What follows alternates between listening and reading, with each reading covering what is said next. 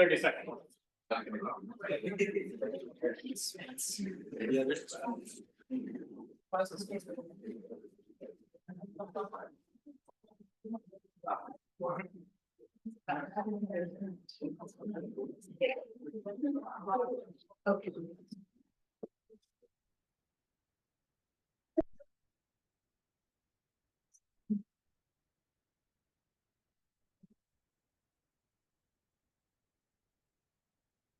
Good evening and welcome to the 1584th meeting of the General Student Senate, the first special meeting of the 46th session. Today is Tuesday, April 1st, 2025, and this is our annual budget meeting for the 2025-2026 fiscal year, which I now call to order. Next, the clerk will call the order. Order. Excuse. Ray Vanderwood. Here. Cynthia Shelmerdine. Here. Ezekiel Delorme. Here. Ryan St. Lawrence. Here. Nate Penn. Here. Gordon Thompson. Here. Maggie Johnson. Here. Casper Cowan. Here. And then Samuel Brown. Here. Joshua Bowe. Here. Juliana Nolan. Here. Isabella Lindgren. Here. Kelly Kearns. Here. Matthew Weber. Here. Sky Van D. Here. Pastor Harvey. Here. Brendan Stewart. Here. Katie Warren. Here. Bodie Ship. Here. Darren Martone. Here. Zachary Kellogg. Here. Ethan Crowdy. Here. Nicholas Sparks. Here. Calvin Blatt. Here. Dylan Stanford. Excuse. Jeremy Collmore. Here. Keegan Tripp. Here. Memphis Peterson. Here. Oliver Waugh. Here. Dylan Lehman. Here. Amanda Levesque. Here. Elizabeth Homefield. Here. Tabby Downer. Excuse. Zoe Segowitz. Here. Brian Mills. Here. Dylan DeMarchuk. Here. Alex Papaya. Here. Donald Harper. Here. Lauren Depot. Here. Zachary Webber. Here. Dupont. Excuse. Sorry. Pascal. Here. Tyler coming back.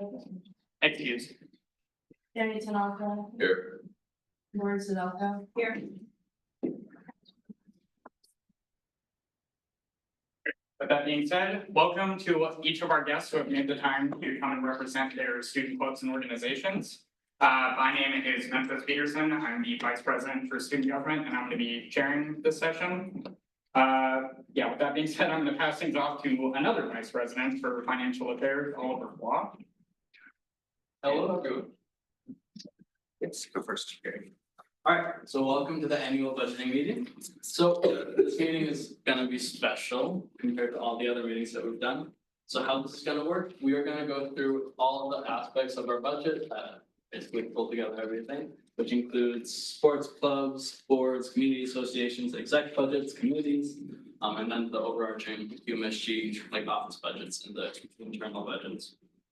Now, how this is gonna work is that we're gonna divide it into sections. So first, sports clubs will go, they'll present, and you'll have the opportunity to ask them questions. For sports clubs specifically, we're not gonna have a time for discussion and debate, we will do that later. So that they don't have to stay here for the full 5-hour meeting. After we go through sports clubs, we will proceed to go through the rest. When we go through all the other portions of the budget, there will be time for discussion and debate, and there will be an unofficial vote. The whole budget has to be passed as one resolution and cannot be separated. Now, let's see. After we go through everything once, we will go through it all line by line after, where you'll have the chance to make resolutions. As we go through, if you note that you want to make a resolution, we have these little slips over here held by President Tripp, where you will fill them out in accordance to the cell number that you want to amend. Now, after everyone has a chance to make amendments, we will go through all the budget once more and then redo discussion and debate, implementing and on those said amendments. For compensation, they will be within an executive session, so there will be a period where this resolutions will be done within that period if you are trying to do something within compensation. Are there any questions? If not, we should be good to start off with our sports clubs. Before we start though, do you want me to share it while we're here? Let's see. Thank you. Just want to be done with this, so.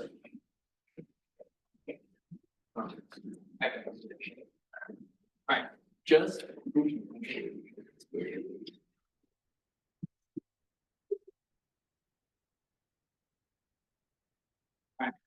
This is an overview of how everything will be displayed. All the sports clubs have some fee like this, where they've entered the needed amount, which is their operating whole club, and then the requested amount. That is the amount that UMSG could cover. Now, as you can see, using Alpine as an example, here's EBC's decision on what they approved, and this is the total amount of approved expenditures. That is not the amount that they will be receiving. The total amount that they will be receiving is the max tier funding. So their $8,000 can be applied to all the approved amounts on their budget, but it is not the total amount that they'll be receiving. It's just the max tier funding. Alright. So without further ado, if Alpine Ski would like to take the podium. Hi, my name is Ella Soren. I'm the current treasurer. I'm here with Lauren Roy, our new treasurer for next year, and Tyler, our president. Running through our budget, we are looking to request a tier 1 budget where our lodging totals to about $5,760. We rent vehicles to travel to our ski races, and that totals $630. And then we also have fees for registration and entry fees to each race that totals to $12,395, with a total travel budget of $18,785. We asked for $200 to update our tuning equipment every year.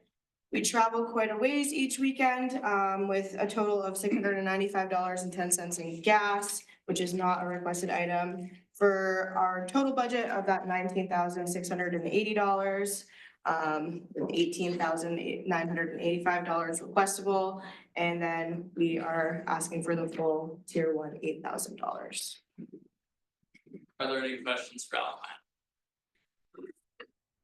And for each of these question series that we're going to be going through, once the student organization makes their presentation, I'm going to start a timer for 3 minutes, and that's what's allotted for questions from speakers. So that's first. Any questions for Alpine Ski? I'll let you kind of take this one. Perfect. So you guys are all set, and next up is baseball. I'm Alex, Vice President, Club Baseball. This is Alec, our treasurer. We are once again requesting to be tier 2 for our budget. We take 3 road trips a year, with hotels and rental cars required for each trip. That totals about $3,200 of our budget every year. We also have to pay a league fee, which is a substantial amount of our budget, as well as paying our umpires, and gas is a non-requested item. As well as hats are a borderline thing. Those are an equipment need. Overall, it's pretty straightforward and simple. There's nothing special. It's just travel and fees. Okay. Any questions for the speakers? Seeing none. All right, now we will move on to crew. I'm Hallie Totten from Maine Crew, and we are requesting to be tier 1. For lodging, we usually go to 5 different regattas per year, and that accounts for $4,800 of our budget. And then we have entry fees every regatta. It will depend on how many boats we usually put, and we usually do about 5 boats per regatta, so that adds up to a little over $3,000. So everything for travel is a little under $8,000. And we have a lot of equipment that US Rowing, we have to have our equipment comply to a whole bunch of rules.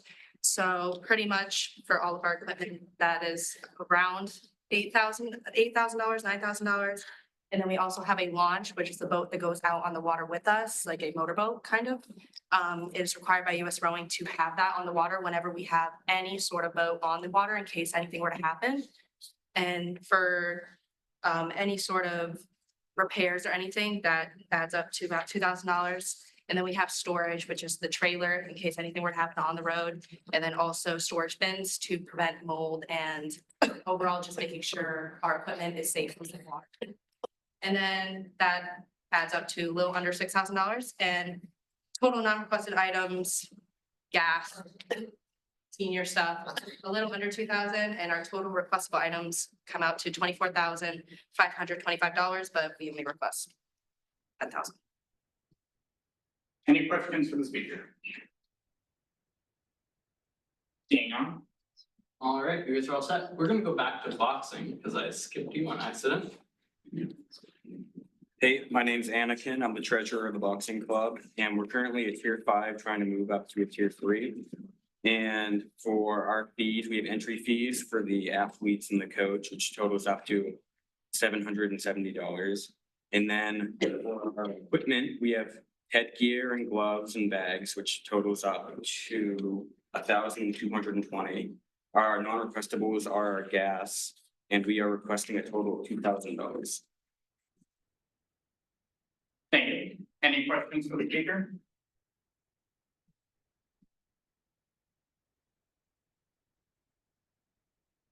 Seeing none, All right, equestrian, and also for the clubs who have presented, if you are all set to leave if you would like to. I'm Sydney, I'm the VP and treasurer of the UMaine equestrian team. We're requesting for lodging about 5,000 because we have to travel shows, stay overnight, which includes van rental fees, which is about 1,000. Our non-requestables are our class fees and our coaching fees, which is required for each of our horse shows. Along with our IHSA and our gas fees, and we're requesting about $10,000. great. Any questions for the speaker? Senator Shelburne. How many people is this budget supporting? We have about 18 members on our team currently. That'll be about 18, 20. Any other questions from the speaker? How many shows do you guys do? We are going to 8 qualifying shows next year, and then we also have postseason regionals, zones, and nationals. Any other questions for the speaker? Seeing none, Moving on to field hockey. Hi, me again. For field hockey, we travel a couple times, 2 to 3 times a year, which brings our lodging to $2,200. We rent vehicles for that for about $1,000. Our league fee is $375, and then we update our balls and goal equipment at around $385. Then with that travel is that $700 in gas, which totals up to about $6,000, and we are requesting the tier 2, $4,000. any questions for the speaker? People do you currently have in your club, or how many does this apply to? We have around 40 girls. Any other questions? Senator Harvey. How often do you can be? In the fall, we have anywhere from like 5 to 10 games, which like is a few round robin kind of weekend things, and then in the spring, 1 to 2 days. Any other questions? Seeing none, Figure skating? So we skate at the Outbound. Ice time is $125 an hour, twice a week for 5 months, totaling to $5,000. For lodging, we have 3 competitions a year. So that's three rooms for 2 nights, $900 each, totaling to $2,700. We usually rent 1 vehicle for the entire year for 2 days. That's $250.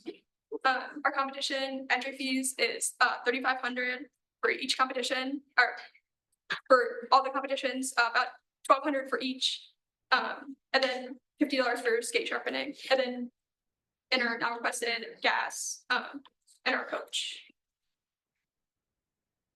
thank you. Any questions for the speaker? And we're tier 1. That's great. That's all. Thank you. Any questions for the speaker? Great, and just to preface, people do seem curious about potentially getting this link with like more information. Next, if you do have any specific questions, like for the clubs, now would be a great time to iron that out, but if we do, just to avoid like getting caught up, I would like to refer each of you to the EBC sitting senators. And if they can't help you on the answer that you're looking for, then we can raise it to the room. And by that, I mean, that's what. Good.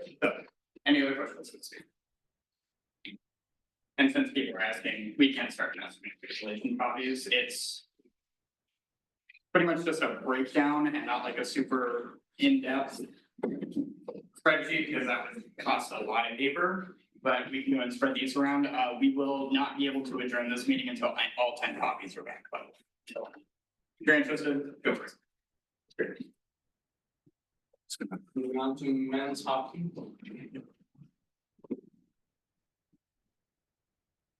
And talking. Dave. Okay.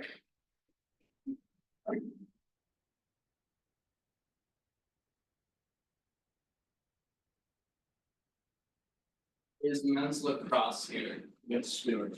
Go for it. My name's Ryan, I'm here tonight with Ben, current treasurer, next year's president. We're in tier 2 right now, we got 4,500, we have 4,500 this year, and that goes directly towards our league dues, they're 4,500 to get in. We're looking to get to tier 1 next year, this would hopefully help us decrease our player dues and help us out with travel expenses and gear costs. We make about 3 overnight trips a year with 2 to 3 day trips, depending on if we make playoffs or not. We budget to make playoffs just in case, but we don't, then we have spare cash. Great. Any questions from the speaker? Senator Harvey? We have 43 rosters, not all 43 travel with us each weekend, it kind of depends on our guys. Any other questions for the speaker? Seeing none. Is men's hockey now here?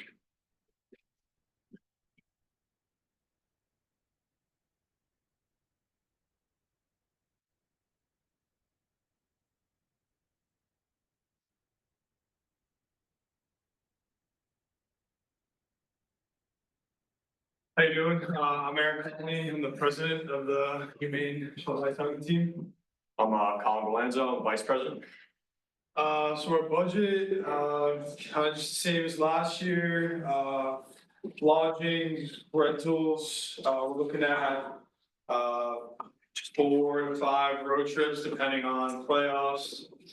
Our league entry fee, our 2 league entry fees, which is, the first one is the, National League, and then the second one would be our conference.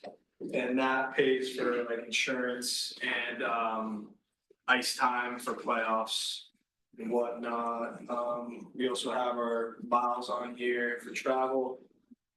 We do have to pay for the rink, so our home game ice fees, practice time, and then we'll have to pay for rest for our games as well.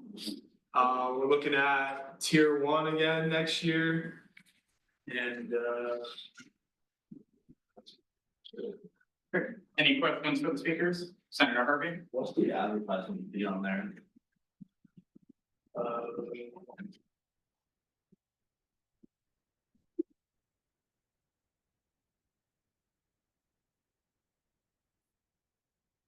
President Block? Regardless what it is, it's not requested part of it, so UMSG will not be funding it. But, so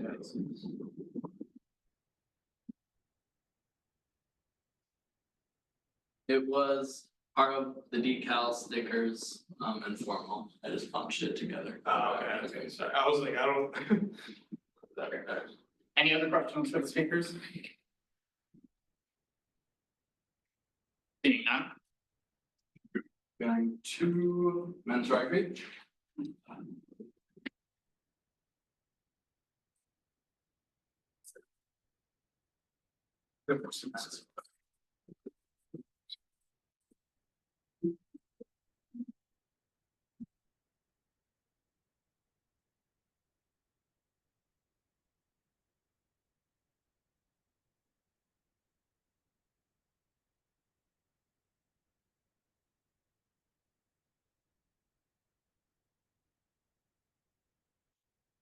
And soccer? Also, yeah. Okay, great.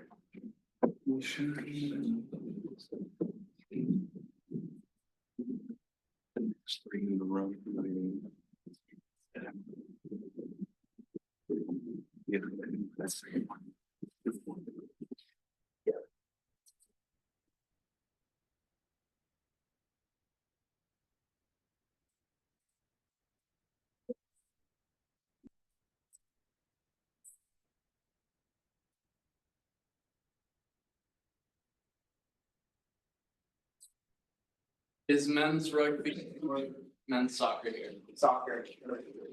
Putting soccer.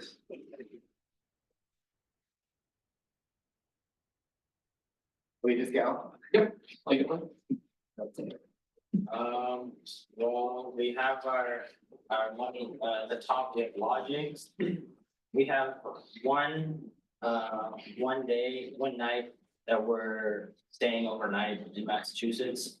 And for 8 rooms, that's about $1,120. And then for vehicle rentals, whenever we go to that away game or every other away game, that'll come out to be $1,875. And then underneath that, we have our league dues, that's that nursery dues. And for equipment, we have $125 for tug goals for practice. And $600 for a new soccer ball bag and like the balls inside. Then we have another $55 for pennies and $125 for reps. Great. Any questions from speakers? Senator Wong. How many members do you plan on bringing to the overnight game or the? No more than 25. Any other questions from speakers? Senator Sparks. What happened to the pub goals and the pennies from last year? So they're in a bag state right now, they're just like, they're playing with scraps. And the things aren't really, they're not hanging on people anymore. Representative Merchant. Building off of This question, when was the last time you did get pennies, just out of curiosity? before we were both here. Any other questions? Seeing none. men's ultimate frisbee. Thank you. So we get around 7 tournaments a year, so for lodging, that ends up being around $8,000. And then we have a tournament during spring break that we go to. And we have a vehicle rental for that, which is around $2,000. And then the tournament fees for all those tournaments, average is around $3,300. Any questions for the speaker? Seeing none. Going to mountain biking. And as a reiteration, since it's a new crowd, once you guys are presented, you are all free to go. Hello, my name is Tim Goodell. I'm the president of the Maine Mountain Bike Club. Hello, my name is Oliver Moore. I'm the treasurer. And so lodging is mostly campsite fees. We have 5 races we attend, which are travel races. Each race we camp at. We also have some hotels to take place of some of those camping nights if we have more than 6 to 8 members. And rentals, we have vehicle rentals for some of those races. Most we take personal vehicles, but some we do need to rent trucks and trailers. That's the 710 there. Race entry fees, 5 races. We typically have about 6 races a race, and that covers all the entry fees for 6 racers for all 5 races. And then lift tickets, there's 2 races that require lift tickets, 6 people at the race. 2 of those race weekends comes out to the 600. Team registration, black 250, that's for our whole season into the New England cycling class. And then pop-up tent rentals, that's for all 5 of the weekends, $480 there. The gas, the jerseys and food, that's non-requested, so that was not part of our budget for the festival. Great. Any questions for the speakers? Senator Murphy. Where do you usually go mountain biking now? Around Orno, we have weekly practices at Wednesdays, lots of trails around Orno. The 5 travel races are across New England, so Vermont, Massachusetts, Rhode Island, etc. Senator Schomburger. Can you explain the pop-up tent rental? Like, is that part of lodging or is that part of the contract? Sorry, I didn't get that. Can you explain the pop-up tent rental? Yeah, so that's like a 10 by 10 pop-up tent, so we can have shade, and at rainy races, it gives us dry space. Most teams, all other schools, UVM, et cetera, have at least 2 pop-up tents. Any questions? Seeing none. Clear the wall. Oh,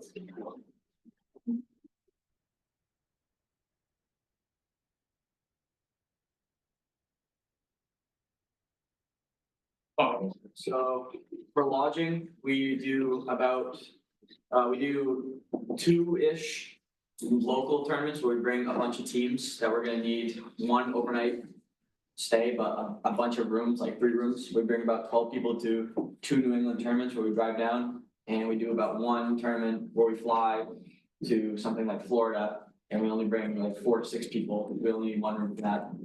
Rentals, when we fly to Florida, we're gonna need a car to get around to our tournament and stuff like that. So that's where that rental fee is from. The flights, round trips, it's gonna average out to about 1,200. If we bring 6, about 200 people, or $200 per person.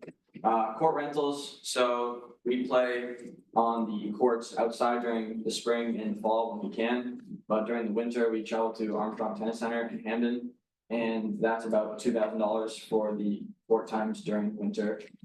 And gas is for the rental cars, but we're not requesting any of that. Same with the registration fees. Everybody pays their own. If you're going to the tournament, you pay your own entry fee. any questions with speaker? Senator Sparks. Are the rental fee, the court rental fees purely for the outside courts, or do you also have to pay for the main? Those are just for the Armstrong Tennis Center courts. We don't pay for the outside courts. Any other questions? Senator Plum. How often do you guys practice in the winter? We practice 2 times a week, 3 hours Monday, 3 hours Friday. Any other questions? Seeing none. Moving on to the tennis club. Alright, so on the first line of our budget, we're gonna see lodging. So typically we go to 3 tournaments that require overnight lodging. They typically happen over a weekend. And we try and take about 12 teams to be competitive team to these tournaments. We're requesting 3 rooms for 2 nights at $200 a night each, which is gonna total out for $3,600 for lodging. To go with that, we're also requesting rental vehicles. This just helps alleviate some of the stress of driving if we have fewer drivers and fewer cars. So 3 rental vehicles for the 3 tournaments that we can go to over the weekends. After that, we're gonna see tournament entry fees. These vary depending on the year and what tournament we go to, but typically they come out to $125, $200, and $175, totaling $500. So that brings us our total travel expenditure, which is gonna be $5,225. Apart from that, we need certain equipment to run the tennis club. That includes tennis balls, loaner rackets for newer members, over grips as tennis grips wear out, and string as we break string. After that, we're looking for $1,200 for uniforms, since our uniforms have not been replaced since well before we were here. And for tournament software so that we're able to host events at home. After that, we're gonna request $3,000 for court rentals at Armstrong Tennis Center, much like the pickleball club. We play outdoors when the weather permits it, and we typically go indoors starting November and stay in until about halfway through March, whenever we're able to get outside. We play indoors 4 days a week, Monday, Tuesday, Wednesday, Thursday, for an hour and a half each day. Non-requestable items include gas money. We try to pay back that take 2 or more other members in their car with them to destinations such as tournaments, events, volunteering, fundraising, things like that. I believe that's it. Great. Any questions for the speakers? Senator Vaughn. Do you plan to use the tournament software as a means of fundraising as far as like bringing other teams to the school here and then charging admission fees or registration fees? No, we don't typically charge other schools admission fees when we bring them here. It's purely to set up tournaments through a software that requires we pay a subscription. Any other questions? Seeing none, Moving on to men's volleyball. welcome. Alright, so most of our requested budget for tier two goes towards entry fees and week fees. $450 go toward our first 3 tournament fees. And then we have a $1,000 week fee for our New England League plan, as well as a $980 fee for our nationals.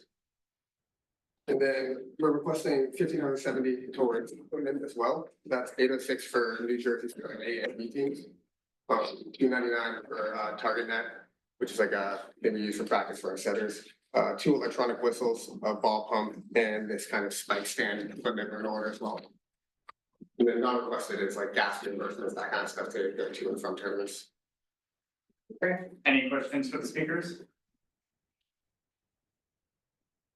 Moving on to club swim.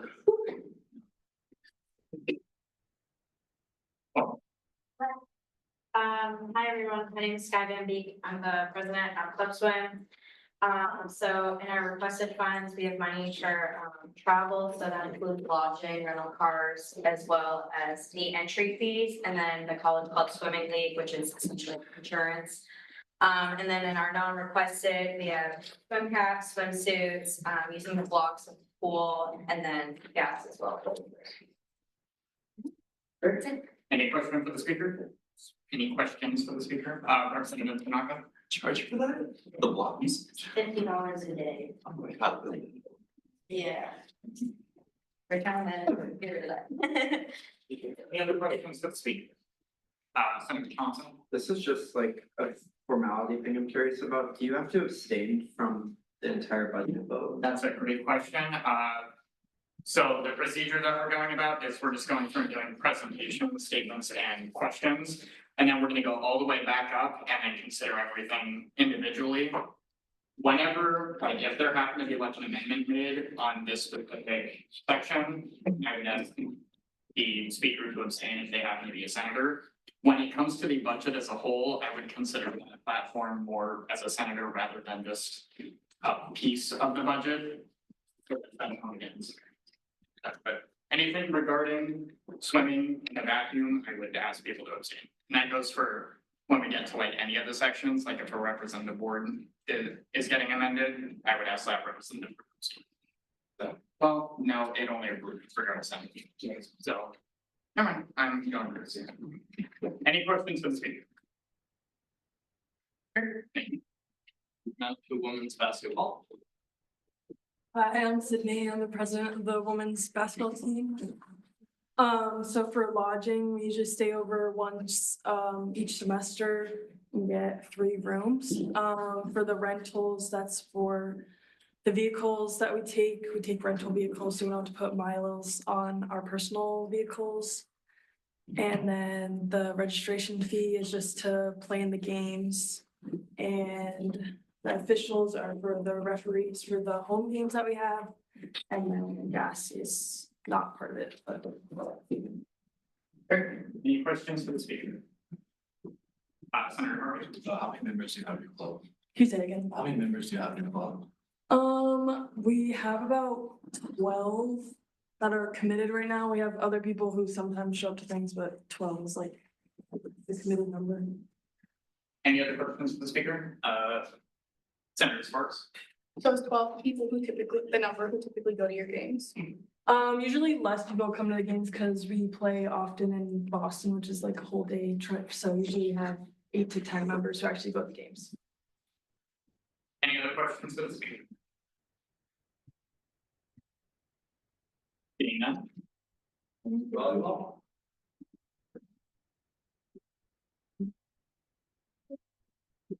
Hi, I'm Katie, I'm the president of the women's volleyball team. I'm Nicole, I'm the vice president and our active interim treasurer. We're primarily just asking for lodging and rentals because a lot of our tournaments are throughout New England, so we travel a lot to New Hampshire, Mass, occasionally Connecticut and Rhode Island. And most of the times we do our best and stay at a player's house because their parents are very nice and like to house us. But if not, we do need to rent about 2 rooms normally. And rentals is we usually get like a small Sprinter van to take most of us down. It's normally cheaper to get one rental van instead of having 4 separate cars go down, and then having to reimburse the gas that way, so vans are normally cheaper. For lodging, we normally have 2 rooms, we have about 8 people who come each time. So 4 people per room is typically what we're at. We are going to try and ask for jerseys for next year. We did get new ones last year, but they are very poor quality. They're ripping, they're falling apart, the numbers are fading on them. So they're just not adequate. And we also have an issue of people not returning. So, yes. Great. Any questions for the speaker? Speakers, President Trevor. How do you plan to address the jerseys going missing situation? We just did a head count the other day, 'cause we were at an officers meeting Monday, and we sent out a message in our group meeting, which is the most easiest way for us to contact our girls, saying, hey, these jerseys need to come back. Our girls that have been with us majority and most commonly for the entire season, they have our black jerseys, which we're trying to replace. They're keeping theirs until we finish our last 2 scrimmages to finish off the season. And the blue ones need to be returned as soon as possible, and we'll start sending out emails to kind of whatnot to, yeah. So, most of the jerseys that were taken were before we came into office. Unfortunately, a lot of those people have graduated. Those who have quit the club, but they're still here, just refuse to do anything. We've heard of refusals, and we've heard of they just don't know where it is. Yeah, so. Any other questions? Senator Vanderpool? Are you able to find people for not returning yours? Yeah, I've privately messaged multiple people about it, and we are having 3 of them return them on Wednesday, so we are making a conscious effort to get these back. But we still do need to replace the other ones that are falling apart. Any other questions? Senator Sparks? How much are the jerseys individually? They're ranging from 25 for the short sleeve ones, or up to 45 for the nicer long sleeve ones. And our budget is not as nice as Oliver placed it on there, that we had just run over with Sean Owens. It was an average about $35 per jersey. Yeah, we need about 25 jerseys. Any other questions? Senator Warren? How many meets do you usually go to? So we try and do 10 per year, so we typically have 3 or 4 the first semester. We do a non-paid scrimmage tournament at Colby College every year. And we're actually hosting our first one next week. We try and do it through the league, but the league unfortunately tells us that nobody wants to travel this far. But we still have 6 teams coming this weekend, so.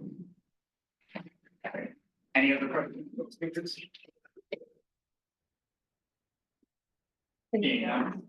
We have the women's side pitch.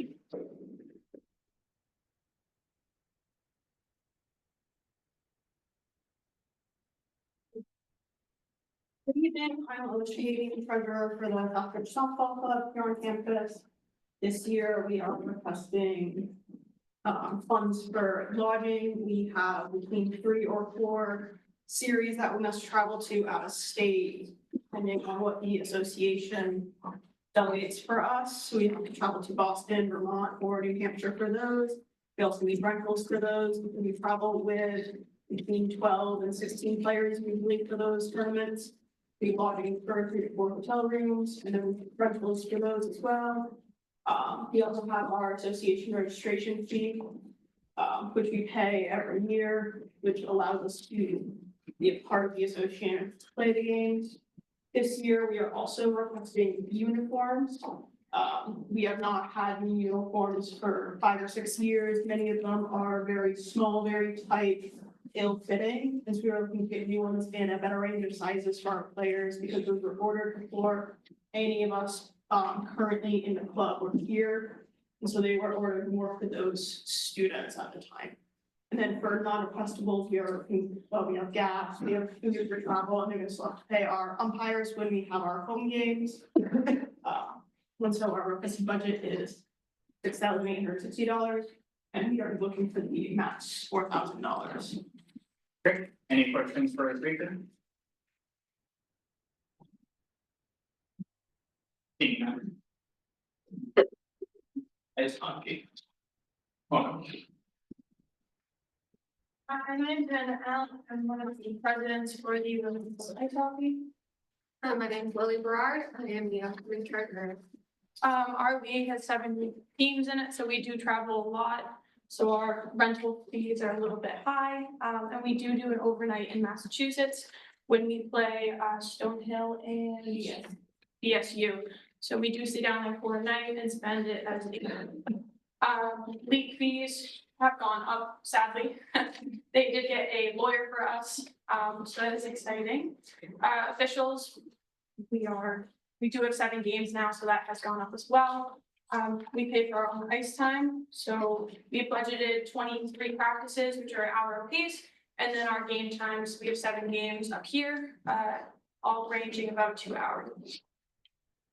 We are looking for new jerseys. Our jerseys are very old. They have a lot of holes and we're missing a lot of numbers.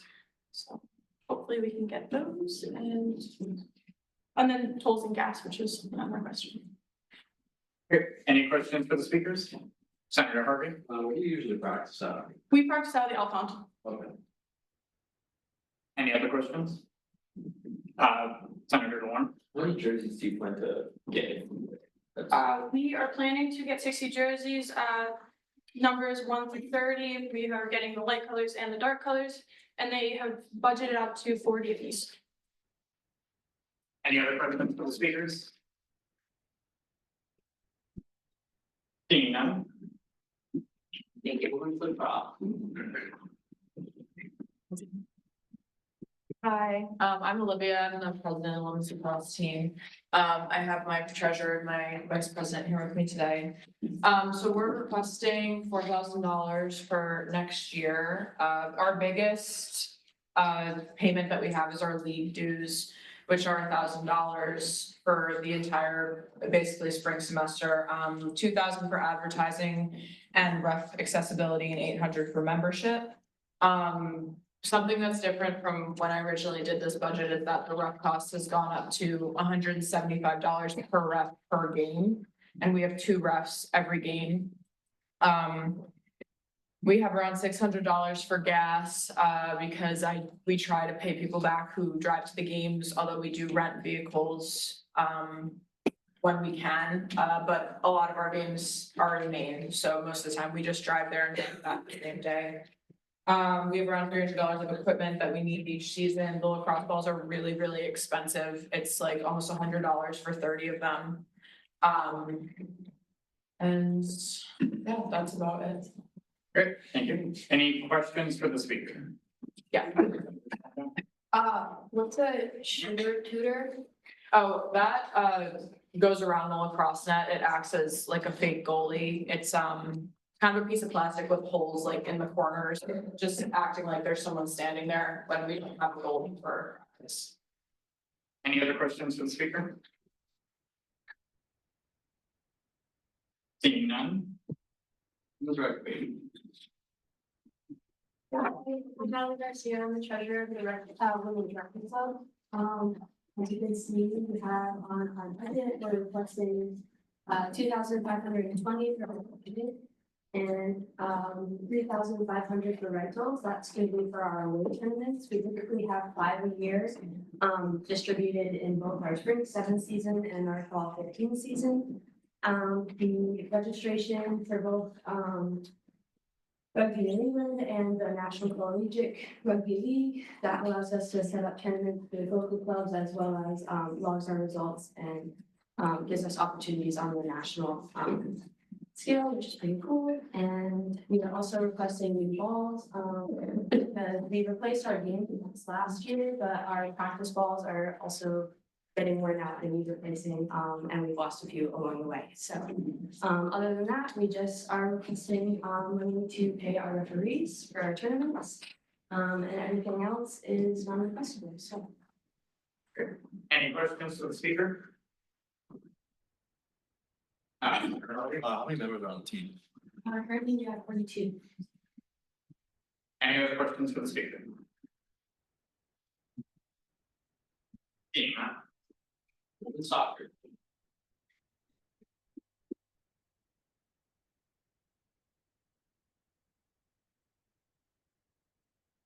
Hi, my name is Sam Arnold. I'm the president of Women's Soccer and I have my VP and my treasurer here with me today. So we're actually looking to move up to tier 1. We're currently in tier 2. One of our biggest reasons for this is implementing a spring season into our schedule. We haven't had a spring season, I think, in around 4+ years, so budgeting for that this year has been difficult, just due to lack of planning and expectation for a spring season. Lodging, we try to do 1 overnight in the spring and the fall. So that usually takes us 5 rooms, 5 rental cars. And then any personal like travel or cars that people fund them with gas. Entry fees for the spring season, it actually, I don't know if it's reflected up there, but it did go up to $585. And then I believe the fall stayed the same. We are looking as well to get new jerseys. We don't have a lot of numbers. I think we have 12 to 16 jerseys and usually have 20 to 25 girls that actually travel with us. So sometimes it's difficult getting everybody a shirt. And then socks and shorts as well do need to be updated. And then just ball pump, because we don't have one and we have a lot of flat balls. And then the rest should be, or not. Any questions to the speakers? Senator Harvey? Where do you usually practice stuff? We practice most of the time on the field behind the baseball. I don't know if it has a name or not, but, and then sometimes we'll go in the dome during the winter or. Senator Bone? You mentioned that the league fees changed. What do they change to as your total for the year? Sorry, can you repeat? What do the league fees change to, like, as a total value for the year? I just know that the spring I originally put down as 175, but it changed to 585, so. Any other? Seeing none. Thank you. Women's ultimate frisbee.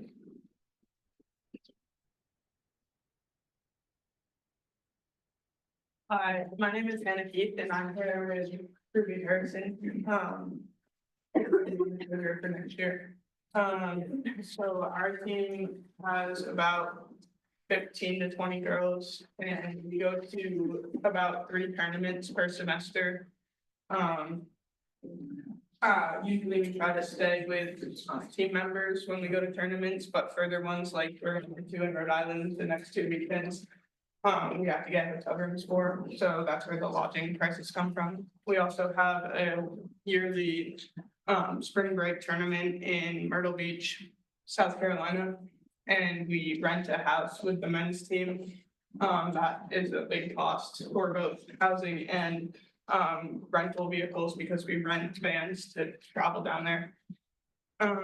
We also have entry fees for our tournaments.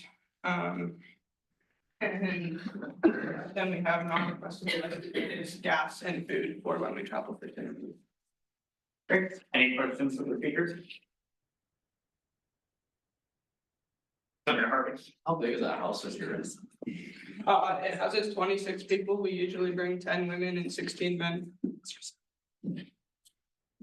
Any other questions for the speakers? Seeing none. Whitman. Paul? I'm Kat Stiava, I'm the president of the Brooklyn team. We're requesting, we're moving from tier 2 to tier 1 this year, hopefully. We're requesting $8,000. We're requesting lodging for 4 tournaments. These are renters, equipments including porta potties, racing axes, and full body gas. And then entry fees for 6 meets, and then competition and work. Which is 5,900. Our total requestable are 13,000 and we're requesting 8,000. Okay, any questions for our speaker? Never do actual now. Oh, we have about 20 right now. It fluctuates between the spring and the fall just because we practice up in the winter and people don't like being cold. Great. Any other questions for the speaker? Senator Moore. Where do you guys like meet for practice? Oh, we practice like on like half and half a strong, we couldn't remember up there. Any other questions for the speaker? Seeing none.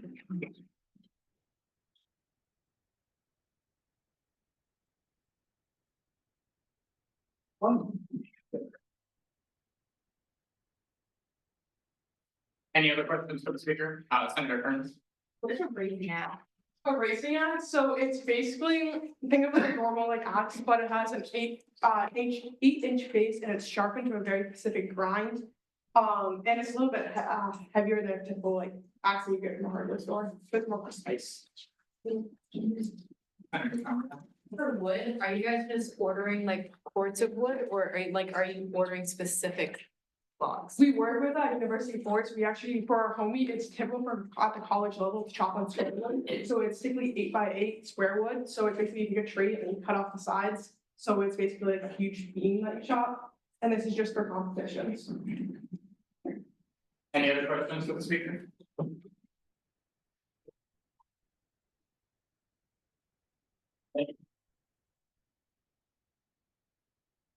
That is, are there any sports clubs left? That did not go. Alright, great. So how? Alright, so just a couple things to know. The tier system, as you heard, some clubs are trying to go up a tier from tier 2 to tier 1 in most cases. They have until the end of the semester to meet all the requirements. If they do not meet the requirements by, well, any of them, then they'll be reverted to the, well, whichever tier they came from. And that'll happen next semester or next year. They'll come in and present their budget for that total tier. Great. So do we want to open up for questions for each individual one? Great,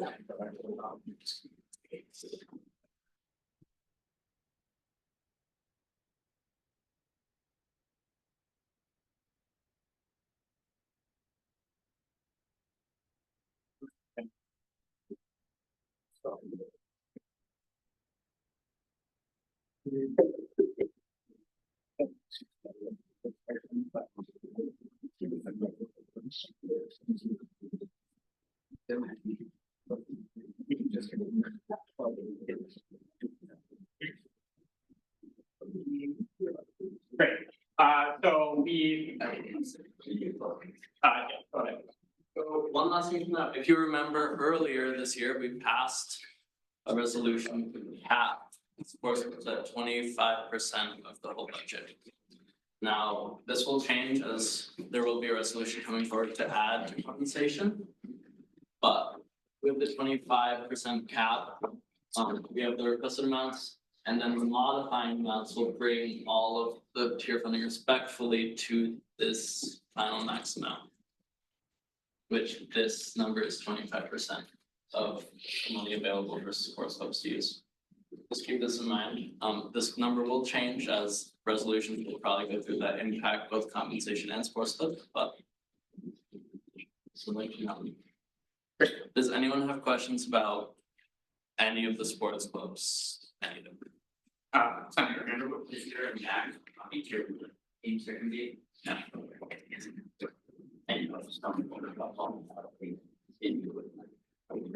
Any other questions on sports clubs? Senator Fang? Sports clubs are aware of this stipulation or whatever we want to call it, right?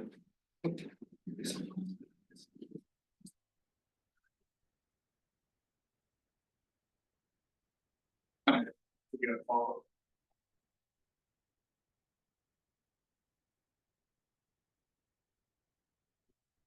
Senator Fang?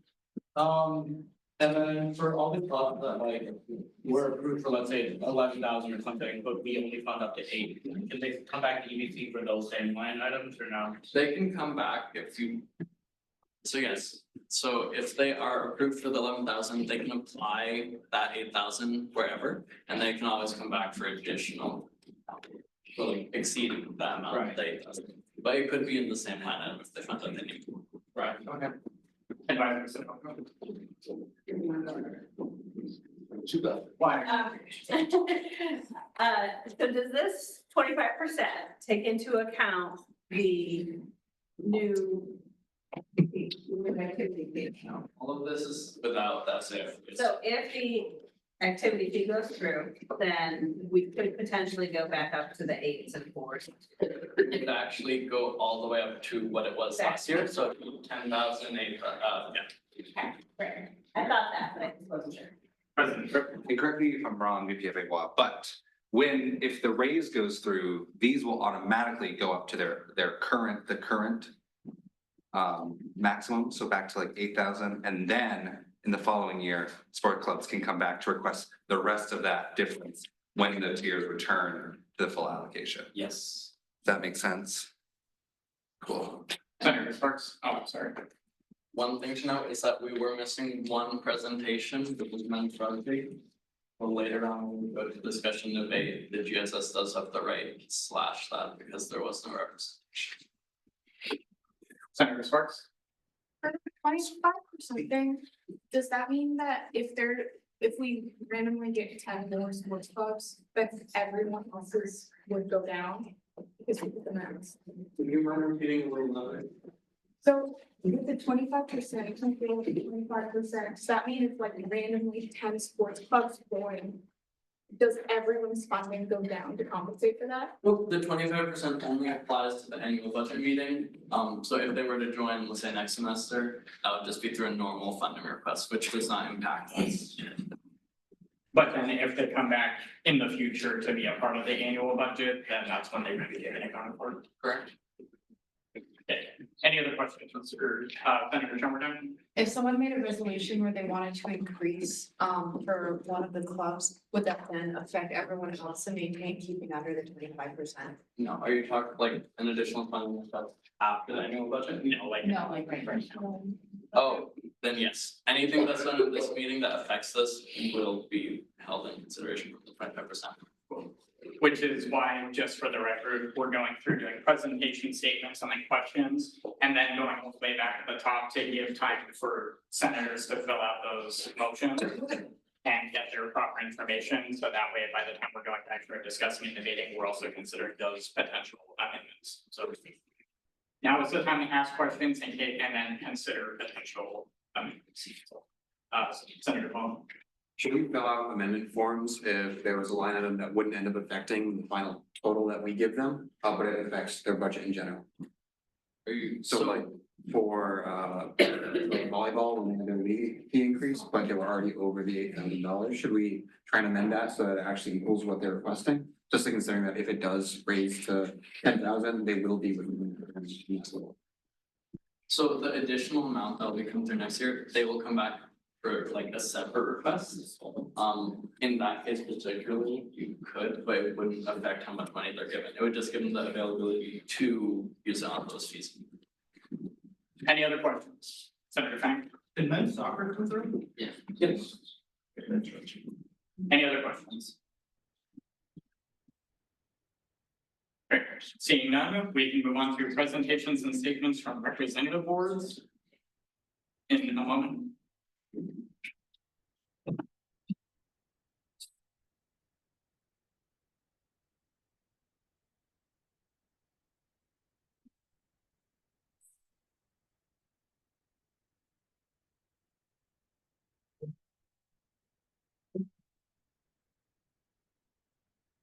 We move on to.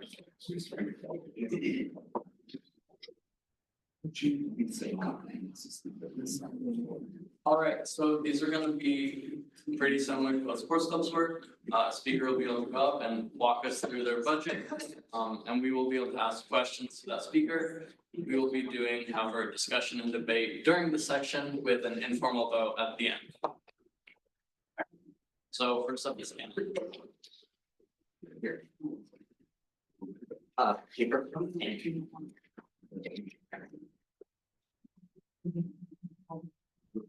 Oliver is getting that, I just wanted to say two things. First off, it looks like I'm a little bit jittery. I'm running off of 1.5 Celsius over Celsius.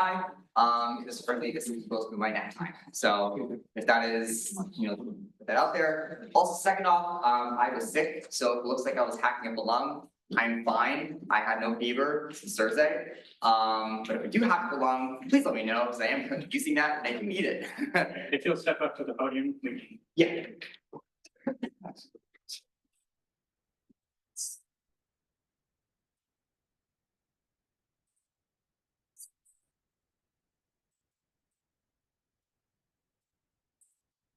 Yeah. Alright, so basically for cans, it is pretty straightforward. We're asking just about near shy of $5,000 for an operating budget for next year. Some of the things are pretty run of the mill from last year, such as printing services, just for $100 to get the word out for any events that we're gonna be doing, or to simply just name recognition. We have some new events that we have been putting on from this year and we'd like to continue it on to next year. Teacher Shoot Tuesday being one of them is kind of one of our really successful events that happens every second Tuesday of the month. They're pretty straightforward on that. And as well as First Friday Bagels, that's probably one of our very big thematic events that happens every first Friday, basically in name in the Wheat Center. And we have a couple of other new events that we would like to continue on that happened once this year, going in for next year, such as movie showing, catering events for like end of semester, small little get-togethers, a little bit of food. And then the large one is basically just labeled as community events. This is basically just like the catch-all topic of anything that we are looking to have implemented that hasn't happened this year into next year, and giving the leadership basically just a little more freedom of if they have something that's community oriented, they can do that instead of just simply labeling it as $1,500 for pizza. That was the budget from last year, so we're hoping to have that as a little more freer.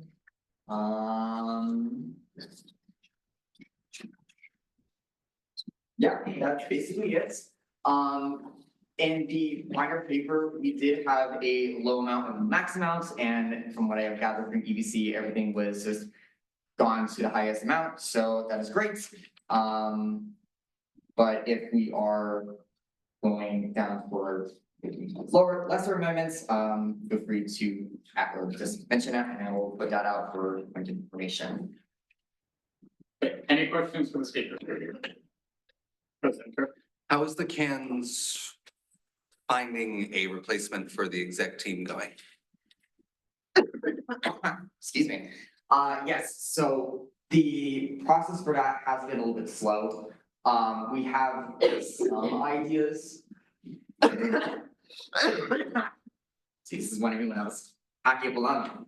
As far as I know, we have a couple of candidates, but nothing has really been fleshed out. And we don't have it fully fleshed out until if you come end of the semester, but we have been working on that diligently. Otherwise, we won't be presenting a budget again.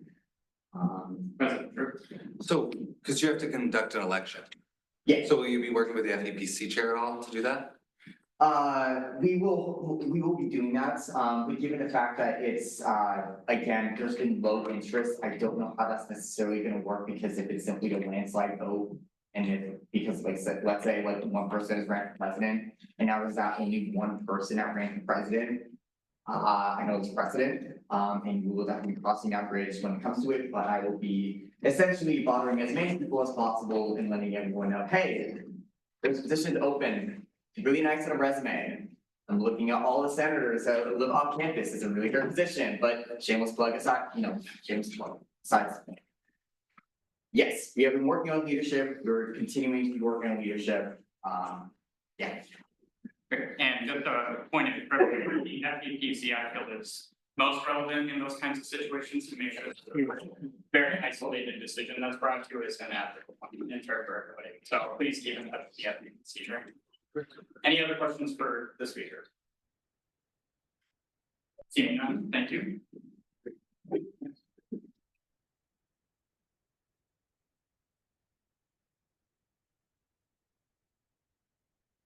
Honors College. Thank you.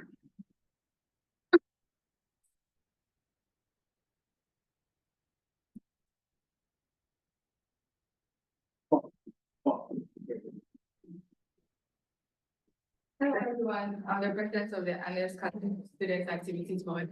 This is the treasurer and the so we are requesting $800 from the Senate for the Maine Day meal packouts team leaders shirts. And for stickers and advertising materials, 200 each. And for the Maine Day meal packouts meals, we are requesting 8,500, which is different from last year. We requested like 7,500. We added $10,000 this year to facilitate price changes and the price of the meal is going up. Yeah, and that's the only change we made for this year. Refreshments and other supplies for the Maine Day meal housing for the volunteers who help us pack the meals. They're requesting $500. Then for the final support sessions, that's an event like we do for the finals week. And we're requesting $100 to help support that. And food for the final session, yeah. We're requesting $150 for that. And pumpkins for a pumpkin painting event we hold every fall. We're requesting $100 for that. And that totals $10,550. Any questions for the speaker?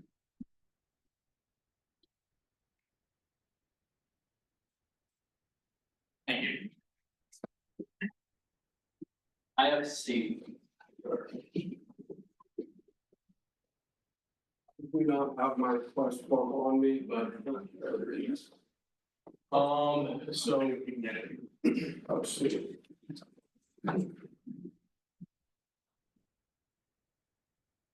Thank you so much.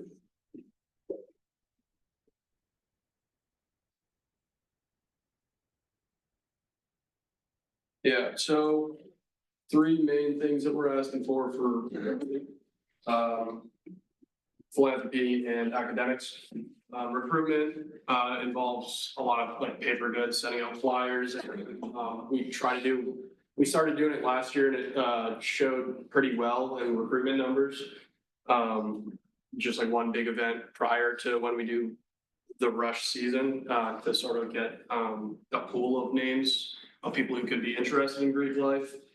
And that comes with, posters, reserving areas potentially, and a lot of paper goods, flyers. And then academics, we do study nights, ideally with food, is what we're requesting for. And then they should happen weekly, depending on funding. And then philanthropy is just, to put more money into our events, bigger events, bring more people in. And then just office goods, we're obviously trying to make our office a little bit more welcoming, get more involvement, have more activities for people to come in. And yeah, just like use the office as a resource. And then small things like NIC officer pins, graduation boards, and we do, we'll do like a sweatshirt or something for apparel. We've done that every year, and Greek Week supplies. That's about it. Any questions for the speaker? Senator Franklin? Why are you only requesting 40 out of the 100 for grad course? I do not have that answer for you. Okay. Any other questions for the speaker? Seeing none?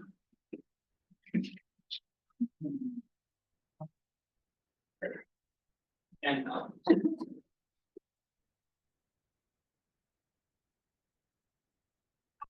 Lauren, on the panel president. Most of our budget is pretty much the same last year. The usage fees is our recruitment software that we need per the National Panhellenic Conference. Recruitment shirts, we do every year for formal recruitment.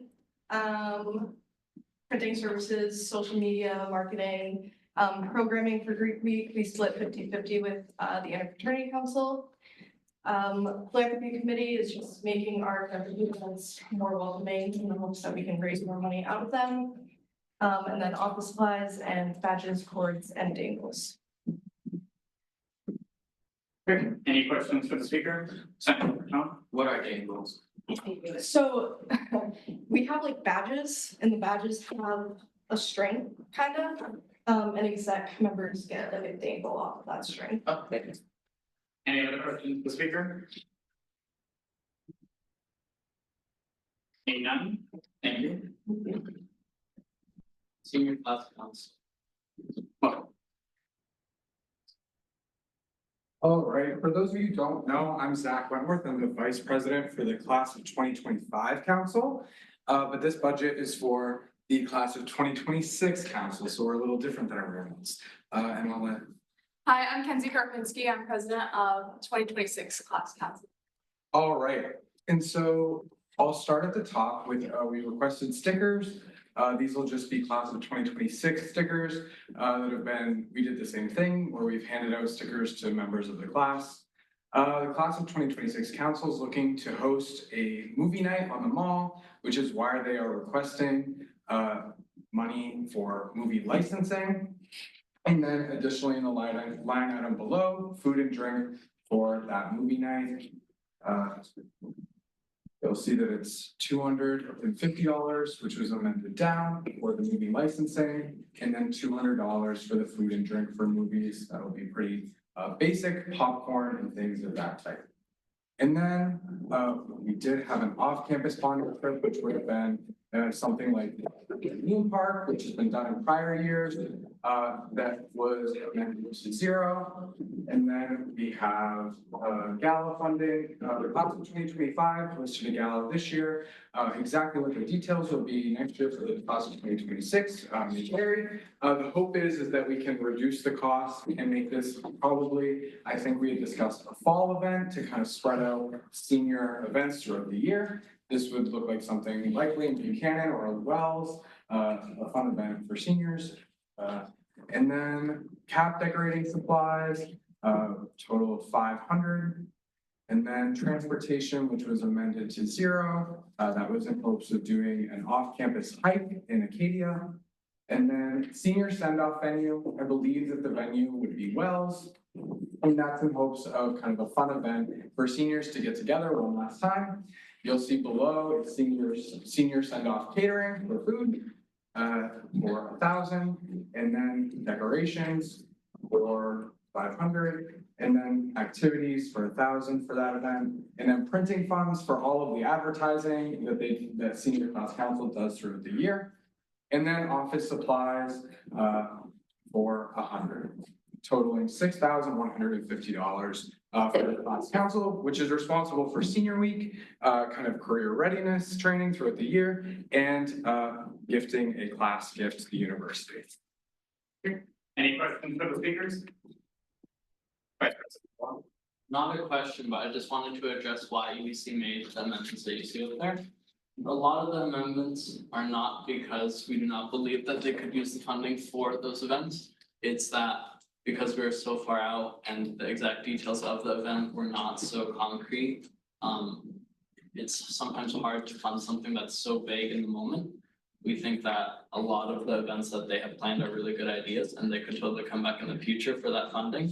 As of now, they were just a little too vague for UBC's requirements. Any other questions for the speakers? President Tripp. I have a point of information. The distinction between that reasoning and say the cans line item of community events is that it's a slew of small events that we know happen consistently. And that is just the difference, just so that's clear. Because I know it almost sounds like a contradiction, but it's just slightly different enough that it makes sense. Any other questions for the speakers? Representative Belton. Just to confirm, so because the line, like the complete amount of money for off-campus bonding trip and transportation were cut completely, does that mean they can't come back and request it next semester? That means they can't reallocate money. So like if they went back to UBC, they couldn't reallocate the current budget that they have to fulfill that slot. but they could come back additionally for an additional funding request to find, to fund a off-campus event or. President Curtis.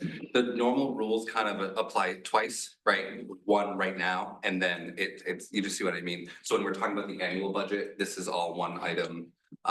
So it doesn't, yeah, I just want to make sure, it kind of applies separately to the annual budget. Any other questions for the speakers? Seeing none, thank you. Does anyone have questions on all of this as well, or any particular portion of it? I do have a question if nobody else does. For Vice President Hua, what was the class council's allocation the previous year? It was $1,000, $1,075. And what was it the year before that? The numbers should be. Is it 10? Yeah, around 10,000. Any other points for discussion on Representative Hua?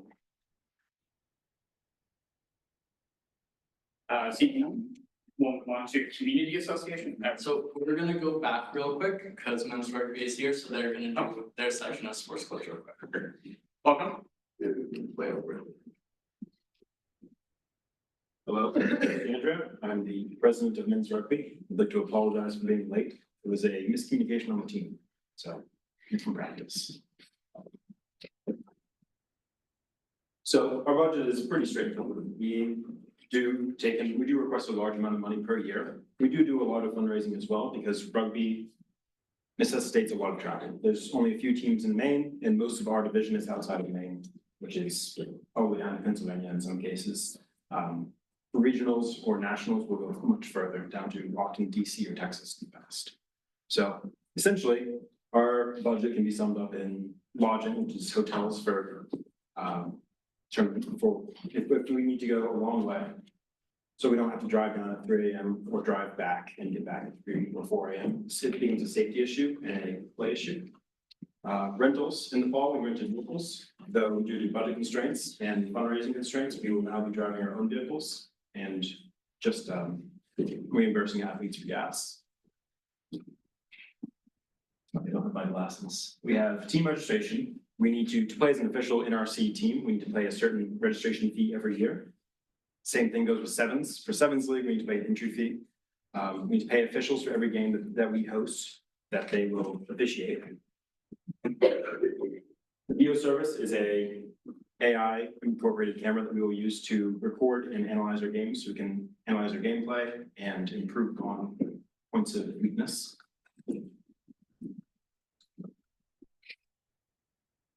Gas lift program. Lift program is essentially to help our athletes grow. The more muscle you have and the stronger your connective tissues are, the fewer injuries you get, and the better you can play against other teams because there are also large people that you're hitting. Gas reimbursements. I'm sorry, what did the second to last one? Coach. Yep. Coach, yes. CIPP.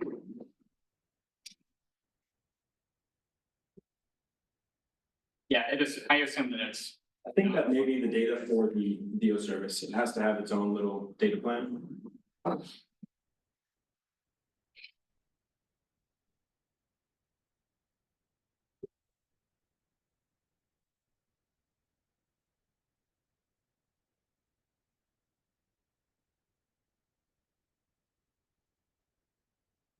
Just do that for the athletes.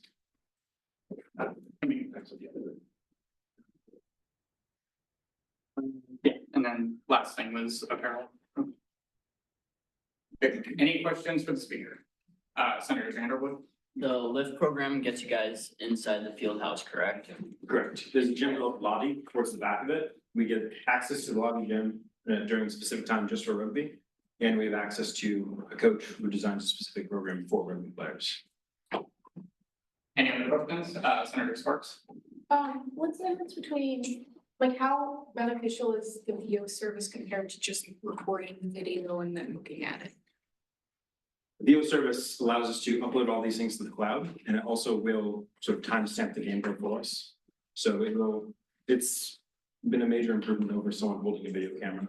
It's also, we are able to put the field service on this large pole it comes with, it puts it 30 feet in the air. So the perspective is much improved as opposed to someone at 5 feet or so inside. Any other questions? President Tripp? Are any other clubs able to use that? Possibly. We haven't discussed it with anyone, to be honest, but Perhaps women's rugby? yeah, I could reach out to the president and she's probably here now, actually. She left, but yes. She left. Yeah. Well, I can text her and ask about it. Cool. Often our things will coincide, but with 15s, it's really rugby's every weekend, but on 7s, when there's discrete tournaments every 2, 3, or 4 weekends, then it certainly could work out. Yeah. Any other questions for the speaker? Senator Schulman? What's the difference between NRC team registration and like the 7th league entry fee? Good question. So in the fall and the spring, we play two different sorts of rugby. The fall is 15, so there's 15 people on each team on the field.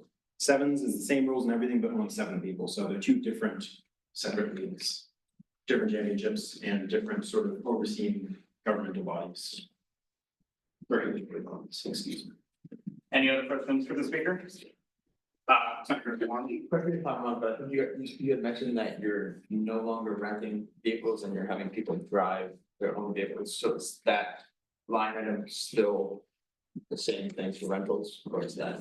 If we can fundraise enough, yes, though that is essentially what we did in the fall. The fall, we could travel with a lot more people and we'll often rent larger vans because it becomes prohibitive to 7 or 8 vehicles down in one place. Any other questions for the speaker? Seeing none, thank you so much for your time. Thank you very much. Vice President Wall? All right, so we will now be moving forward to community associations, starting with the.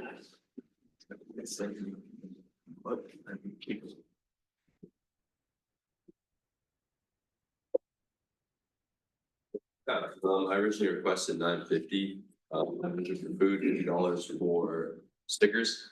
And I guess we got bumped down to just 50. One thing we need is really just food. We usually just fund most of our stuff ourselves, but it would be nice to have some extra help. $50, yeah, I'm grateful for that, but you know, it wasn't what the funding request was for, but I guess I'm just a little salty, that's it. Any questions for the speaker? Vice President. This is a note, UMSG is not funding community for meetings. This applies to other groups like Wildstein or other community associations who follow the same rule of they do not receive food for normal meetings. President Tripp? However, if you have an event that you would like for food, I would encourage you to come back and request it next semester, for sure. Any other questions for the speaker? Wait, sorry. President Tripp? Do you guys do sashes and cords and such for SAC? No, so the athletics department funds that themselves, like seniors get, graduate seniors get, the student athlete sash and stuff. But nothing specific for SAC or being on SAC? Food for thought. Director Mills? Question for BP Block, was the thing of, not funding food for events explained during EDC for them, or? EDC considered this without a representative there. So. Thank you. Yeah, anyways. Great. Any other questions for the speaker? Seeing none, thank you. Kat?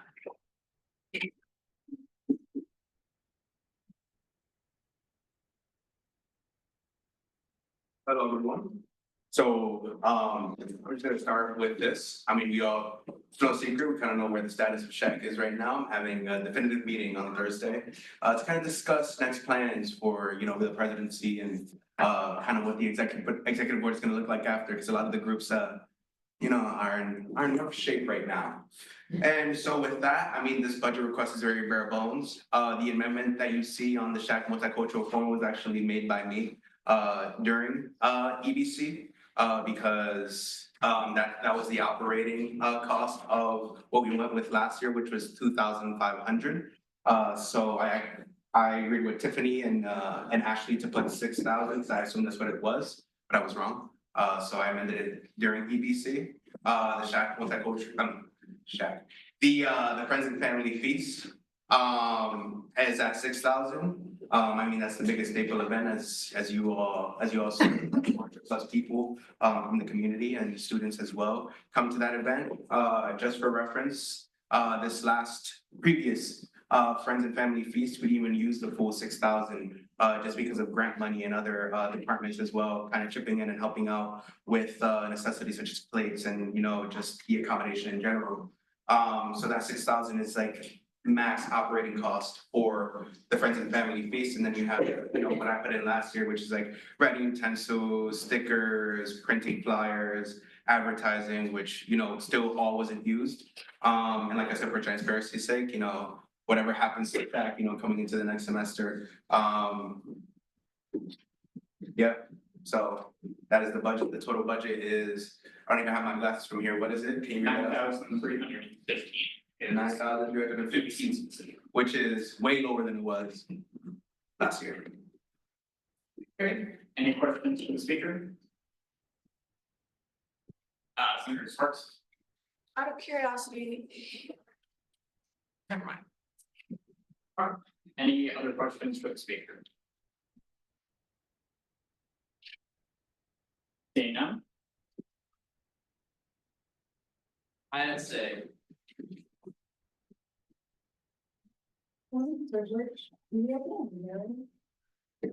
Yeah.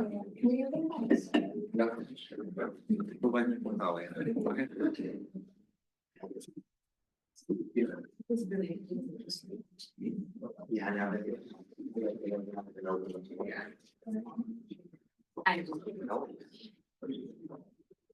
International Students Association? Alright, hey everyone, back up here again. I was asked to speak on behalf of ISA, I was out.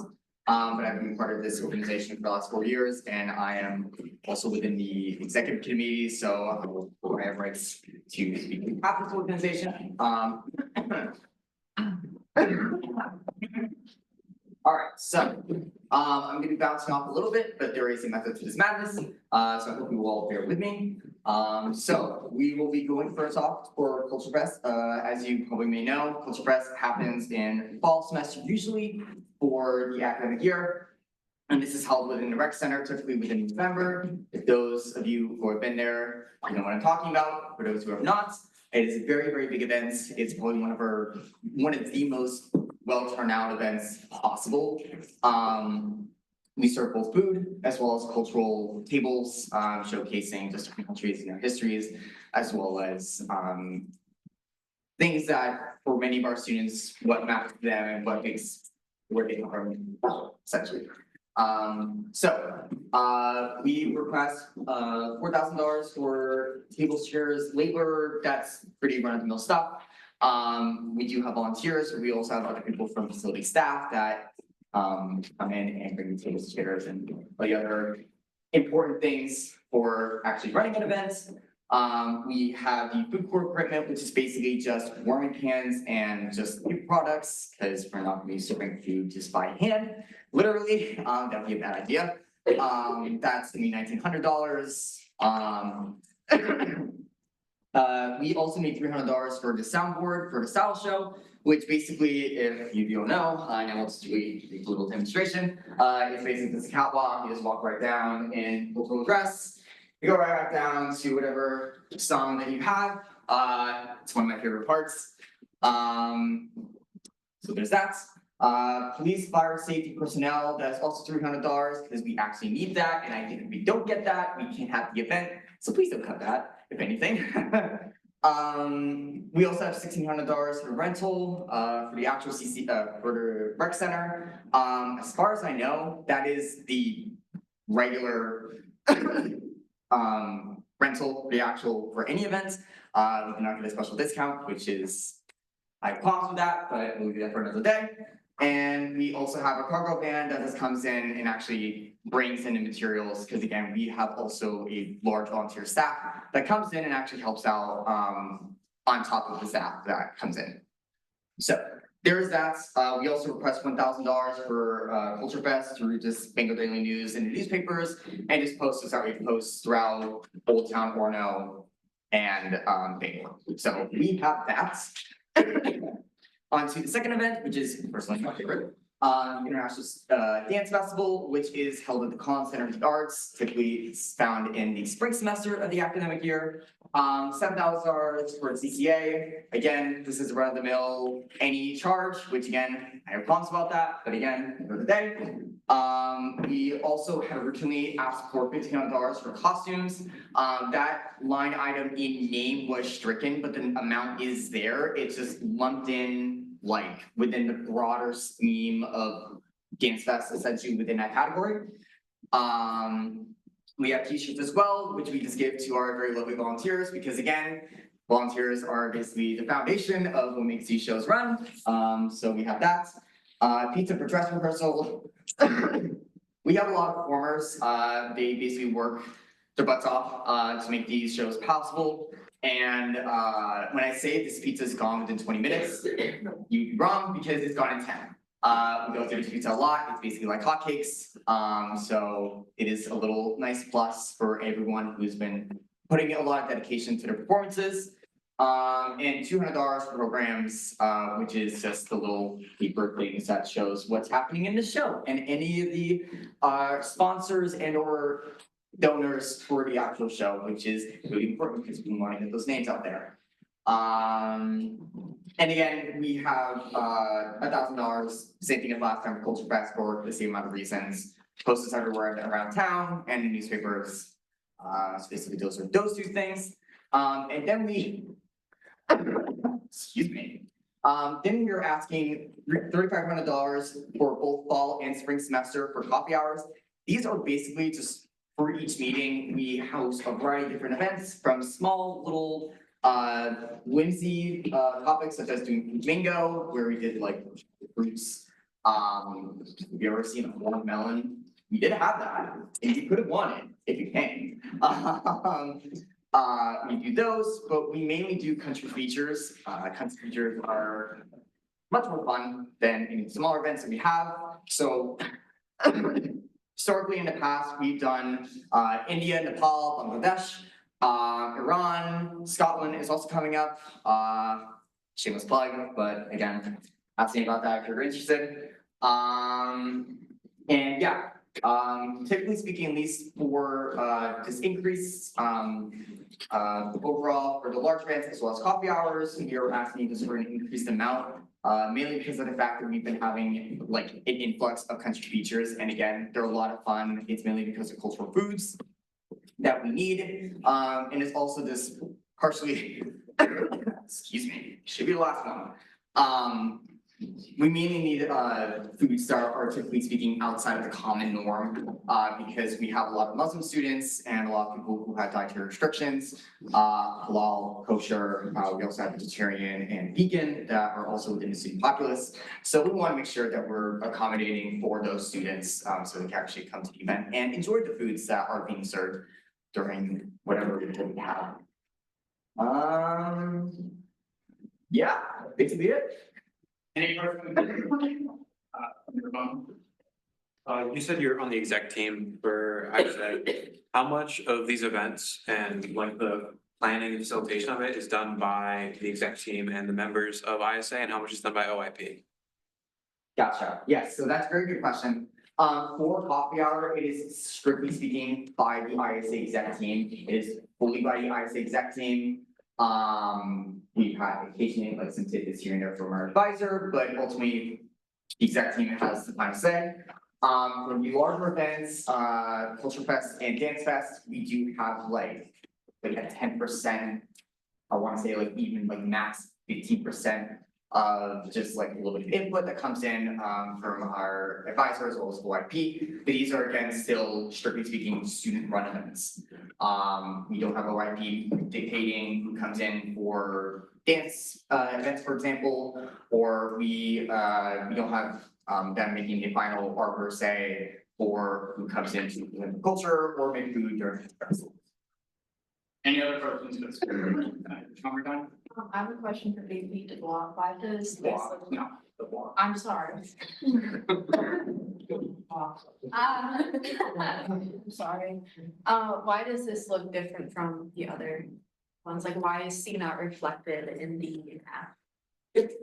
So it's because all of these numbers make up the total cost of the event, and how ISA put forward is that UMSG would be covering, well, the proposal budget is that they were requesting $4,000 for cover out of here, so that means they are getting alternative funding for their fundraising, the remainder like $4,350. So it is similar to how sports clubs are structured, where they would be awarded the $4,000 and then apply to these items how they wish. And that is also the reason why, even though EBC struck off costumes, so UMSG money as of now would not be going towards paying for costume. It doesn't affect the end amount because they're putting forth $4,000 of their own money, which could be applied to the costumes. And the UMSG money can go to the other things like the CCA, t-shirts, pizzas, and so on. If it's okay. This is also like mirroring what we have for a document that we have for ourselves. This is for two reasons. A, transparency, because we wanna know where this, we wanna make sure that UMSG knows where this money is going specifically and there's no hiccups. And also B, this is just again, like a reflection of our records, so that we're making sure that we're doing our due diligence, so that we're preventing no headaches, or at least minimal headaches coming up from next year. Because the last thing we want is to miss $1,000 and have to ask that next year becomes a bit dicey, so it's useful. I do have a question for Vice President Law or EDC. How does the dance festival rehearsal pizza differentiate from meeting catering? Is because that's for a lot of the volunteers who go and participate in the event. It is not just a normal activity meeting. It's for the community that for that event. And I do also have a follow-up to that. The structure of the International Dance Festival and the Culture Fest, correct me if I'm wrong, but you said that they're requesting the 6,300 that can then be allocated to stuff that EBC wouldn't traditionally fund, or that they would strike outside of this setup? No. Okay. Could you go through and explain like where the 6,300 is going to each of those line items and it's gonna be for? So for example, for Culture Fest, if it is passed as is, they would be awarded $4,000 for the program of Culture Fest, which could then be applied to any of these line items here that have the CF next to them. However they please, but they cannot exceed the amount of the $4,000 being budgeted. Same thing for International Dance Festival. If it's passed as is, they would be awarded $6,300 to be applied to any of these line items, excluding costumes. However they please, but it would not exceed the $6,300. Are there any questions? I know this one is, it does look different. Any other questions for the speaker? Oh, I was just gonna say, just build off of that, I think, just correct me if I'm wrong, because it's a strict, to be able to apply said money to costumes. Yes, correct. Want to put that out there, I'm sorry, but. Any other questions for the speaker? Seeing none? Wow,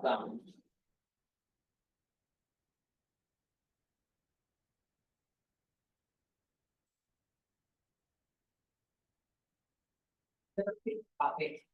I cannot read from here.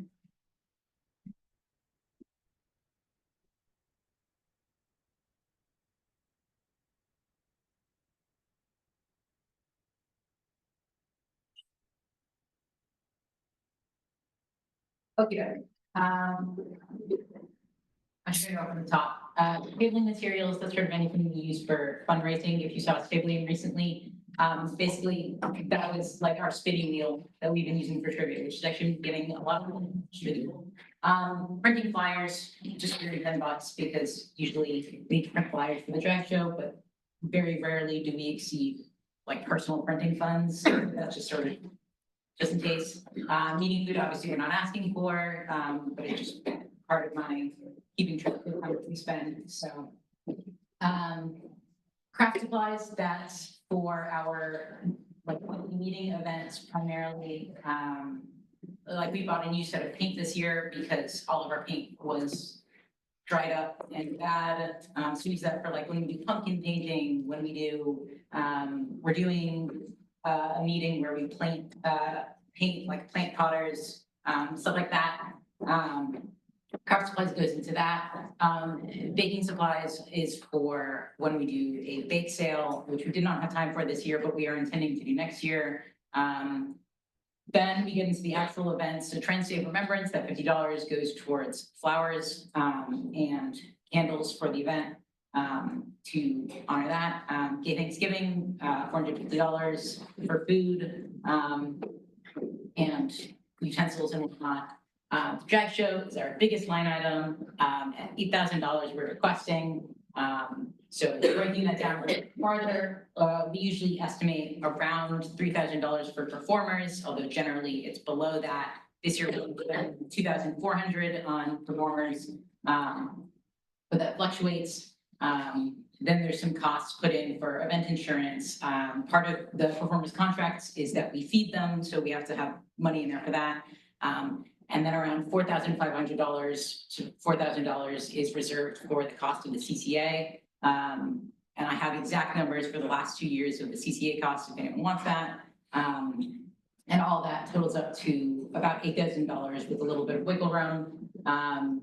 Then our other two events are Lavender Prom, because we need to rent out speakers and some decorations and food. And then Lavender Graduation, most of that money goes towards purchasing cords and then also some light refreshments. Did I miss anything? I don't think so. Okay. Are there any questions for the speaker? Senator Sparks. It's not a question for the speaker, but it's about the budget. Okay. For VP Block? Yeah. Okay. A while ago, Sean mentioned to me that we can't fund baking supplies. Is that? Is that what? A while ago, Sean mentioned to me that we can't fund baking supplies. Or Is that? the legal liability? I don't remember because this was last semester. That would be the first I've heard of it. I mean, this was approved in their wild science budget last year. I do not know why you would consider it not apply. Does the legal rep know? I have no idea. I've never had this conversation with him. It's Pam on Zoom. I can email him and then get back to you. Okay. Senator Frank. I asked Senator Sparks for the larger conversation. How was that being supposed for a specific event or? We were talking about is President Tripp, Sean and I, we were talking about fundraising the beginning of last semester. No idea. I would imagine what we could do, how much, where are we? I think we should wait for Sean's answer to see like what his 2 cents are on it before we come in with suggestions. But like we'll start with that anyway, so if we get an update on it, we can consider it. Right, it's not.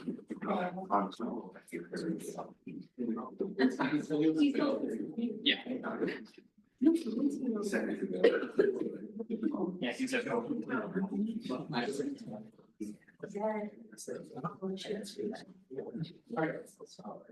Any other questions for the speaker? We'll wait for an update on that line item. Representative DeVersion? Yeah, this is actually directed to Representative Bale. Speakers, yeah. Yes, what is the baking supplies used for, just to answer maybe a future question / answer? Fundraising. Yeah, just with that, or did I make a point of information? No? Okay, yeah, this is something we could probably do later on, pending Sean saying no, we can't do that. Because if we open up the supply, we can open up that line item, just simply saying fundraising supplies rather than simply having that top. 2 cents, that's it. But we're going to scrutinize on the funders and so forth, that doesn't make a difference, but. I mean, if we brought it into, yeah, we would just change line item entirely, for sure. But yes, it's a possibility. But Any other I questions? texted Sean. I'm waiting for a response. And we're gonna go back over for like discussion and debate on all these, so we should. Any other questions? Seeing none, Any questions for community associations in total? Yes.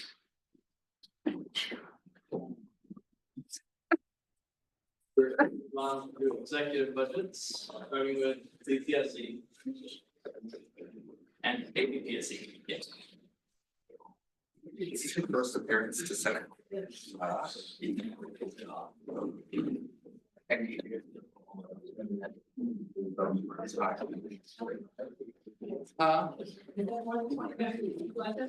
don't think so.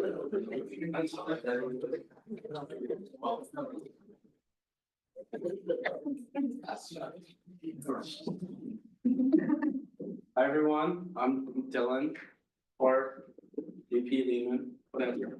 I'm Abby, I'm the assistant vice president of the entertainment. Definitely Abby, they're cool. So we're requesting $122,000. Just to go through the advertising and correspondence is pretty straightforward. We'll buy flyers and posters for our shows. Sometimes the price of this exceeds what is allocated for the DOC, so that's why we have that just in case. Equipment and materials is for things agreed upon in the rider, which is a contractual thing. So sometimes artists will request food or stuff for their rooms when they get here, and we thought that we should put that there so it's better understanding of the types of things we're spending on for these shows and all that. And then programs is $120,000, but that was broken down into $80,000 for a show, $10,000 for a local bands fest, and then $30,000 for like other programming. great, any questions from speakers? Senator Seaver? Yeah. Sure. Are movie tickets included in that extra 30? No. Okay, But from my understanding, $122,000 is still under the 25% cap. So if you guys wanted to allocate $30,000, that would still put us under the cap. So no. I don't know. There's math there, and we can ask VP Bois, but you guys can allocate more money towards movie tickets. President Tripp? I think we should probably just open it up and have a kind of a discussion of how you plan to navigate the SAF raise. Oh, yeah, so I talked about this with VP Bois. This was made up before we knew what the student activity fee raise was going to be. And this is our budget, given that the Board of Trustees doesn't raise it. So, yeah, this is well under the budget that we've used this year and the budget that we've used in the past, but this is an additional funding request that I've made and discussed with VP Bois. So next year, given that if this summer the Board of Trustee raises the student activity fee, I will be coming in and asking for this money to use for other programs. Senator Seaver? so if this raise doesn't go through or whatever, are we not gonna have movie tickets? Again, that can be added by you guys Okay, in this meeting. all right. However, as your vice president, I highly urge you to consider things as if be pessimist and base this budget on the SAF raise not happening, because that doesn't close off additional funding request opportunities for you. So it's great that we're forward thinking about potentials, but please consider. President Dorjan? Yeah, this is related to actually movie tickets. What has been like the ongoing conversation related to like efficiency of using movie tickets? Because last I heard, and I think it might still stand, that there isn't like a current like verification system of who is an undergraduate student in getting said ticket. If you guys will remember, I discussed that once the movie tickets ran out, I would be having these deeper discussions with the people at the movie ticket place. They haven't yet. And also I've been working on the show, but the show is over Friday, next Friday.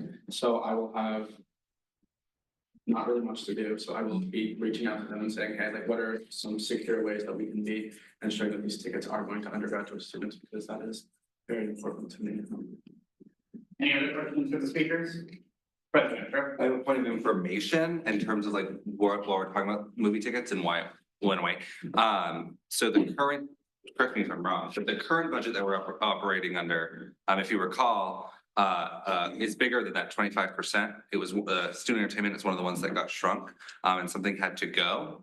And that was, I think the decision that we made, was for movie tickets to go, in terms of them being the least efficient use of student entertainment money, and also, the tradition of the two concerts being our priority.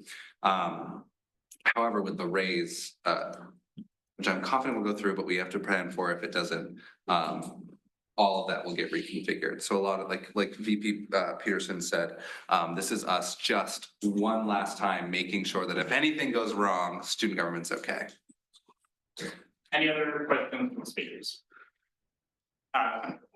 Where is this, there, you said there was a miscellaneous, 30,000, what's like the biggest chunks of that 30,000? Yeah, so the way I saw it is that, given with like no SAF raise, we'd be working a lot closer with CSI, and I would be reaching out to them to offer to help pay for, like, they do like glow in the dark stuff, or they'll get like equipment rentals, and that's what our stuff will be going towards, is getting, just those rental things to help them out and do like code things for that, so. Any other questions for the speakers?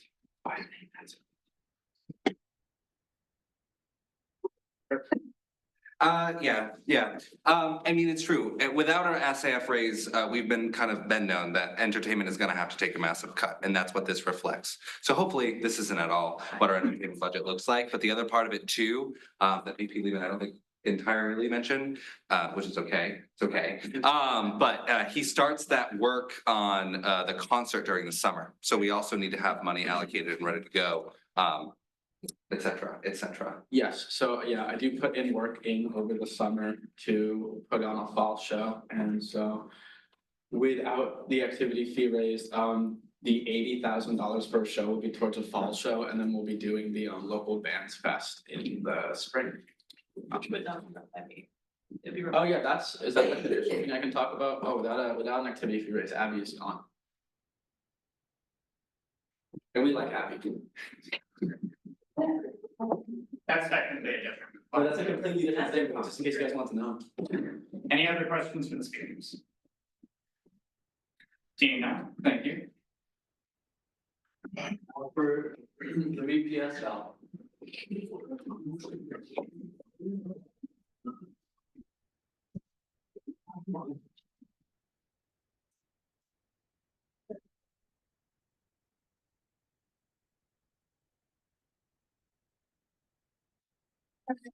Time budget, reflects very little change from last year for those of you that were here.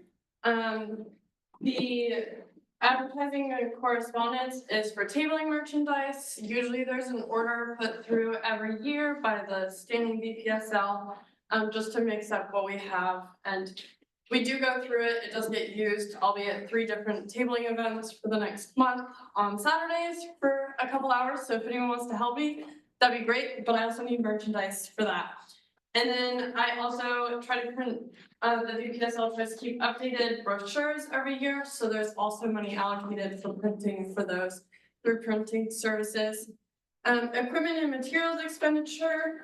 This is sometimes something the executive assistant does, but with that changing a little bit, it's in my budget this year, and that $100 is for reminders, because that is a responsibility of the VPSL now. Very specifically now that we've passed policy about it.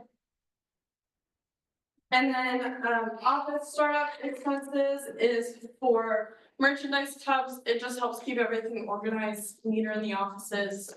I think it's pretty convenient to have. It makes it a lot easier to take everything back and forth to tabling events. And then the last one is leadership programming. So this includes the retreats each semester, This includes the yearbook for the senators this year and any other smaller leadership events that get hosted, or if they decide to do smaller retreats or no yearbook, a bigger leadership event. That varies throughout the year. And yeah, that's it. Great. Any questions for the speaker? Seeing none, thank you. Does anyone have questions for executive budgets as a whole? Senator Nelson? This isn't a question, so can I say this now, but John emailed me back and he says he doesn't think that $50 for baking supplies would be an issue. Great. Senator Bond? And it was brought up to me, but also clarifying that the GSS catering that had that under membership, and then we recently moved memberships responsibilities on the BBSL. It's in a different line item, and it's not in here if you're wondering where that is in the office budget. So Any other questions on executive? Yeah, executive. Alright, moving to committees from FEPC.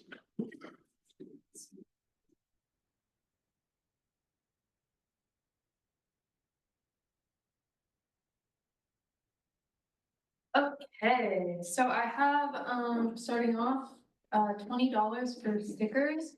It didn't happen this year, but, next year I'd like to see I voted stickers. $20 is like how much a roll on envelope. Flyers, that's just printing costs, general. Also, invitation prints would fit under there, for the inauguration. Those are gonna be printed like fancy on cardstock, and so it'd be a little more expensive. The voting food, that was like a little cardboard thing, and it's a couple dollars, but hopefully we'll expand in-person voting next year, and so that'd be for 2, possibly 3, depending on how much inflation is. Inauguration food, that's about $900 from Wells Catering. That's going off of this year's prices. Inauguration drinks, also from Wells, that's not including water. And then $400 for candidate reimbursements.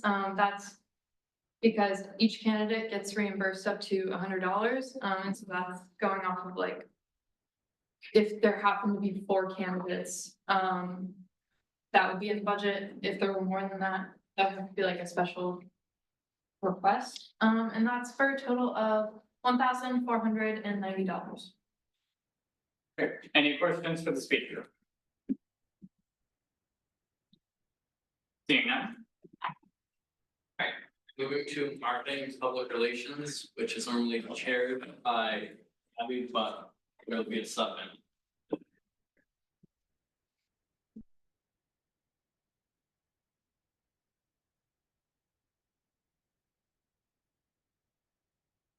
Hi, everyone, I'm not Abby. The breakdown, as Abby put it, is the DOC is expected to print concert posters and flyers often. This is expensive and important to this position. An example is that 5 Trevor Wallace show posters cost roughly $100. Considering that this money needs to cover both semesters, $325 a semester seems necessary in order to complete the job tasks for the UMSG. $1,000 for merch would allow freedom for the new DOC to choose projects and undertake or help UMSG with. This was requested due to not being able to help cover costs for the Beat UNH shirts this year that I had designed. As mentioned, this would also allow for freedom in the future to help with fun and creative projects for the student government. And then the $120 is for Canva Premium. Great. Any questions for the speaker? Seeing none? Alright, anyone have questions on committee budgets? Great.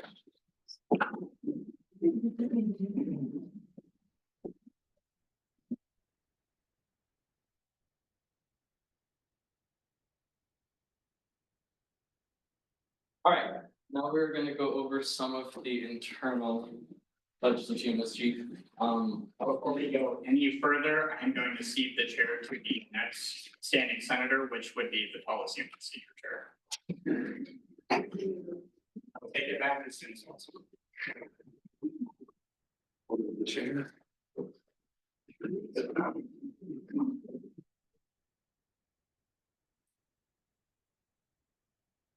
Alright, and then I'm gonna go through our legal budget, if at any point, legal rep, if I get something wrong or you need to correct me, feel free. Alright, so Sean's requesting for advertising in correspondence, part of this can go towards flyer for, the legal advice events that he runs. In addition, he has education bar insurance. You might notice that we've separated the line, we've separated insurance and registration from this year, which is why the education bar insurance for that whole second line is bigger. The first year, but is now divided into two. Sean has actually been doing a lot of work to get some of the certifications, either discounted or for free, leveraging the fact that we're a nonprofit, which is why he's saved some money there, going from 2,200 down to only 525. We then have insurance regulations. You have to spend money to maintain the status that Sean is. We need to keep that up for students so that we can always keep providing this service to them. Law library, he's requesting less funds for less physical books this year. And partly because we're able to get some of them at discount to being used or whatnot. Office dispense, standard stuff that we see from all the clubs. A bar, BHA's Sam's Club membership, that is part of his contract, we cannot remove that. And then work study payroll for the people who work in the front office in front of Sean. And then legal consultation, this is a different item. So last year, this amount was passed through a normal resolution and held for Sean. This money is set aside so that we could hire an additional attorney in case that we have the case of two students who are suing each other. We need to be able to represent both parties, so Sean would represent one, and then we would have this money set aside to hire an attorney to represent the other. Since we are not allowed to show favoritism of who gets representation and who does not. Okay, are there any questions? Is there anywhere where you'd like to intervene? I don't think so. Part of the reason that his law library is allowed is because of his main bar membership that covers part of the law library post for paying for something like Westfall's another big one. And the legal consultation, he's also the other lawyer who would represent the other student. It's at a reduced rate or similar to what he would charge if he was representing someone outside student government and like in a court and stuff, and he has those arranged with the attorney. That legal consultation doesn't get spent, does it roll over? Sure. Yes, yep, it would become part of that buffer that we appreciate so much this year. Or I guess we didn't appreciate it this year, but we appreciated the thought of it this year. Mr. Harvey, was the legal consultation used this year? Sorry. No, if you have one. No, mine's not important. President Okay. Trump? And just sort of some outline, this was all set up between former President DeLorge, Advisor Sudelko, and a few others. This was a big thing last year because we did in fact have a situation like that arise, and we were in a tough spot from what I understand. So this prevents us from ever doing that again. Does Sean get the BJ's one or the Sam's Club one? What? Does Sean get the BJ's membership or the Sam's Club membership? Do you know? Okay. BJ's? Oh. Cool. No other questions? Great. It's BJ's. $50. I was gonna take the chair back. Oh. I'm the chair to make you Peter, but thank you, Peter, thank you.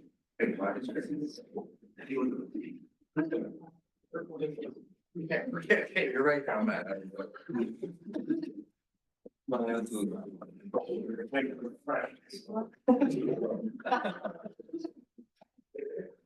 I didn't see you leave the room, but that's because I.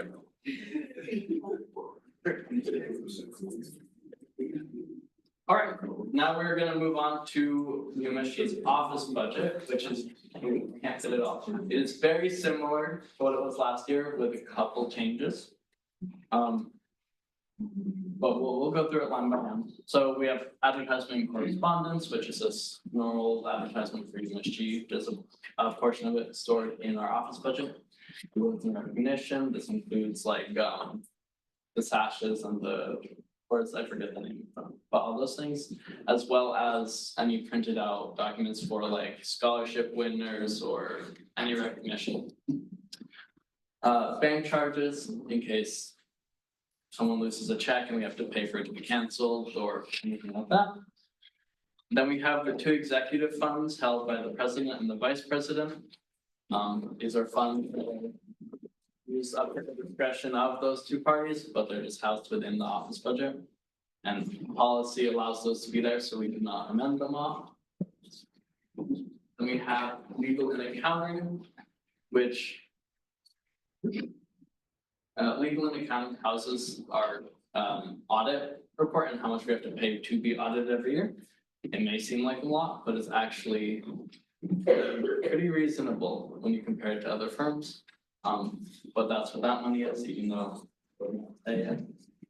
we office equipment, office supplies, pretty self-explanatory. We have parking decals, those are also part of our employees' contracts, so that's another thing that we can remove. Photocopying services, we like our paper here. Professional classes is something that's also part of employees' contracts. That is money that's set aside so that if an employee wanted to, let's say, take a class here at Maine, this would be part, so it's part of their benefits package. Then we have repairs and maintenance, telephones, and use tax maintenance. That's just part of. Because we are a nonprofit, that's technically separate from the University of Maine. The University of Maine does not pay sales tax, but we do.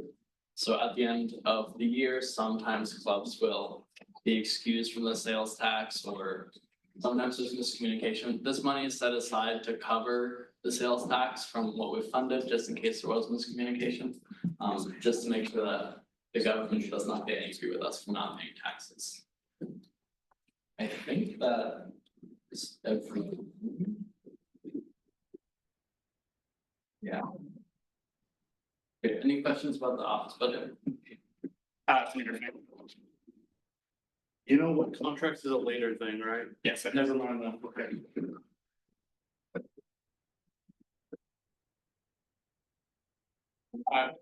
VP one, you can acknowledge people, so.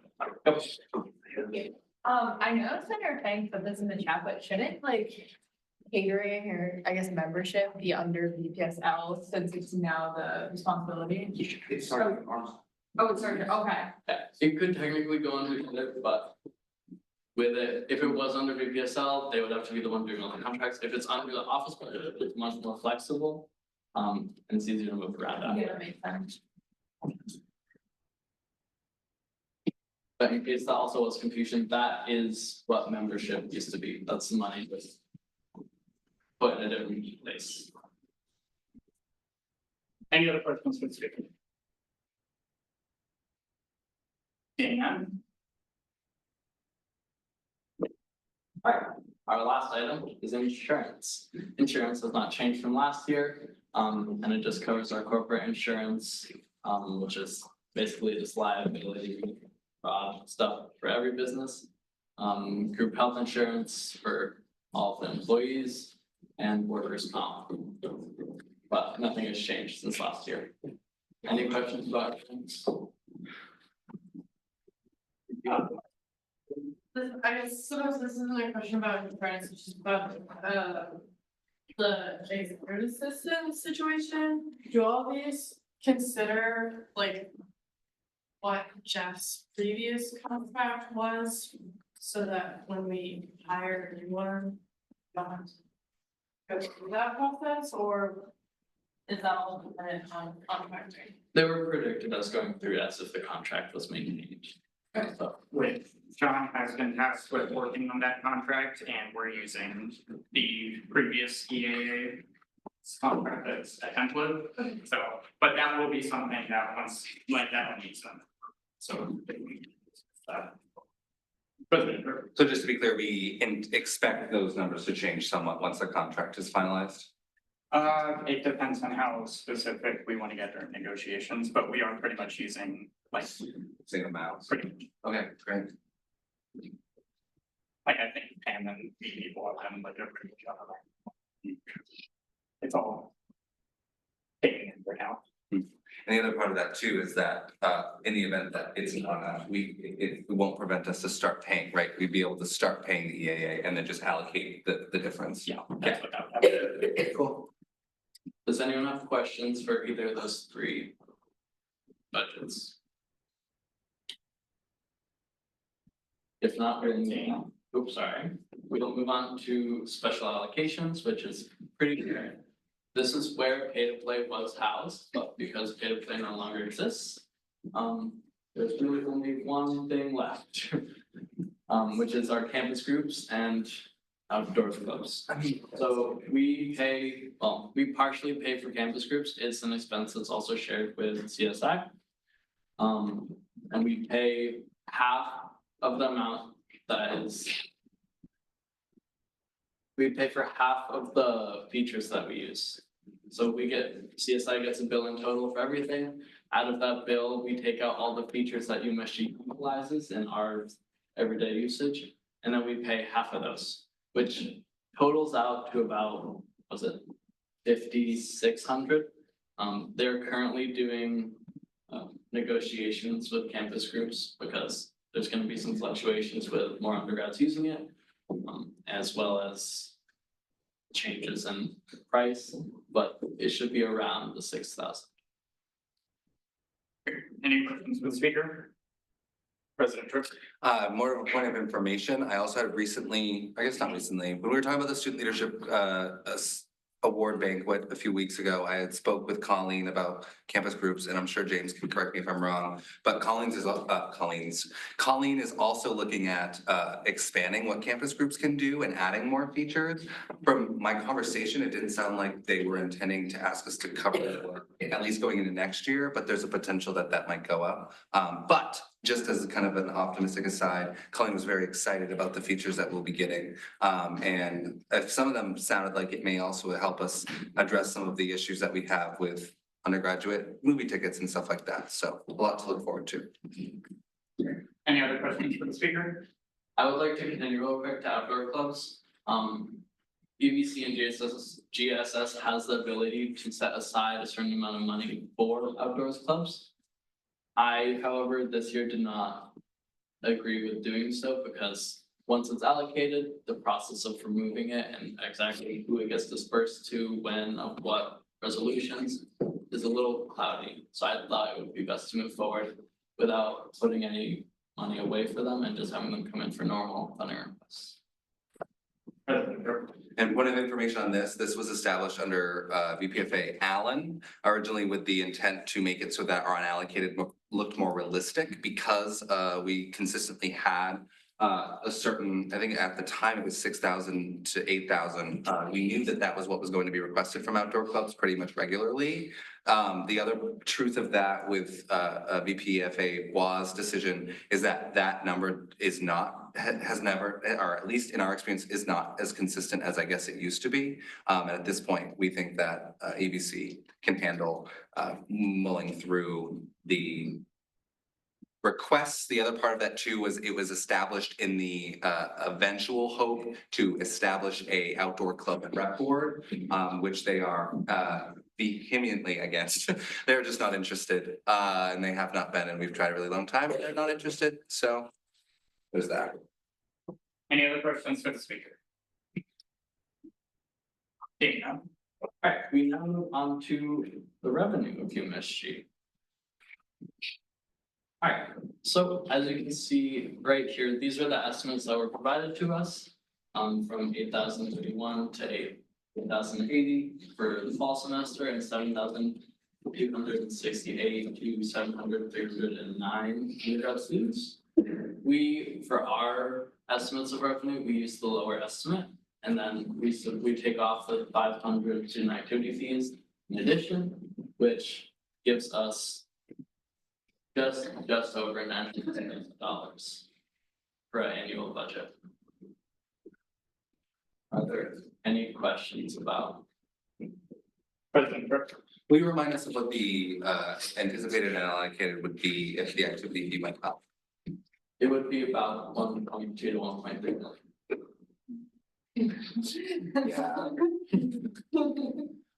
Any other questions from the speaker? Representative Merchant? Yeah, what's like the, I guess, pessimistic view of what we have currently for unallocated? Or like if all this were to pass as is. Yes. It would be 116 and that is. Yeah, and that is including what will happen with like the sports clubs when their cap is, it makes it go, we've been lower. The speaker? Seeing none.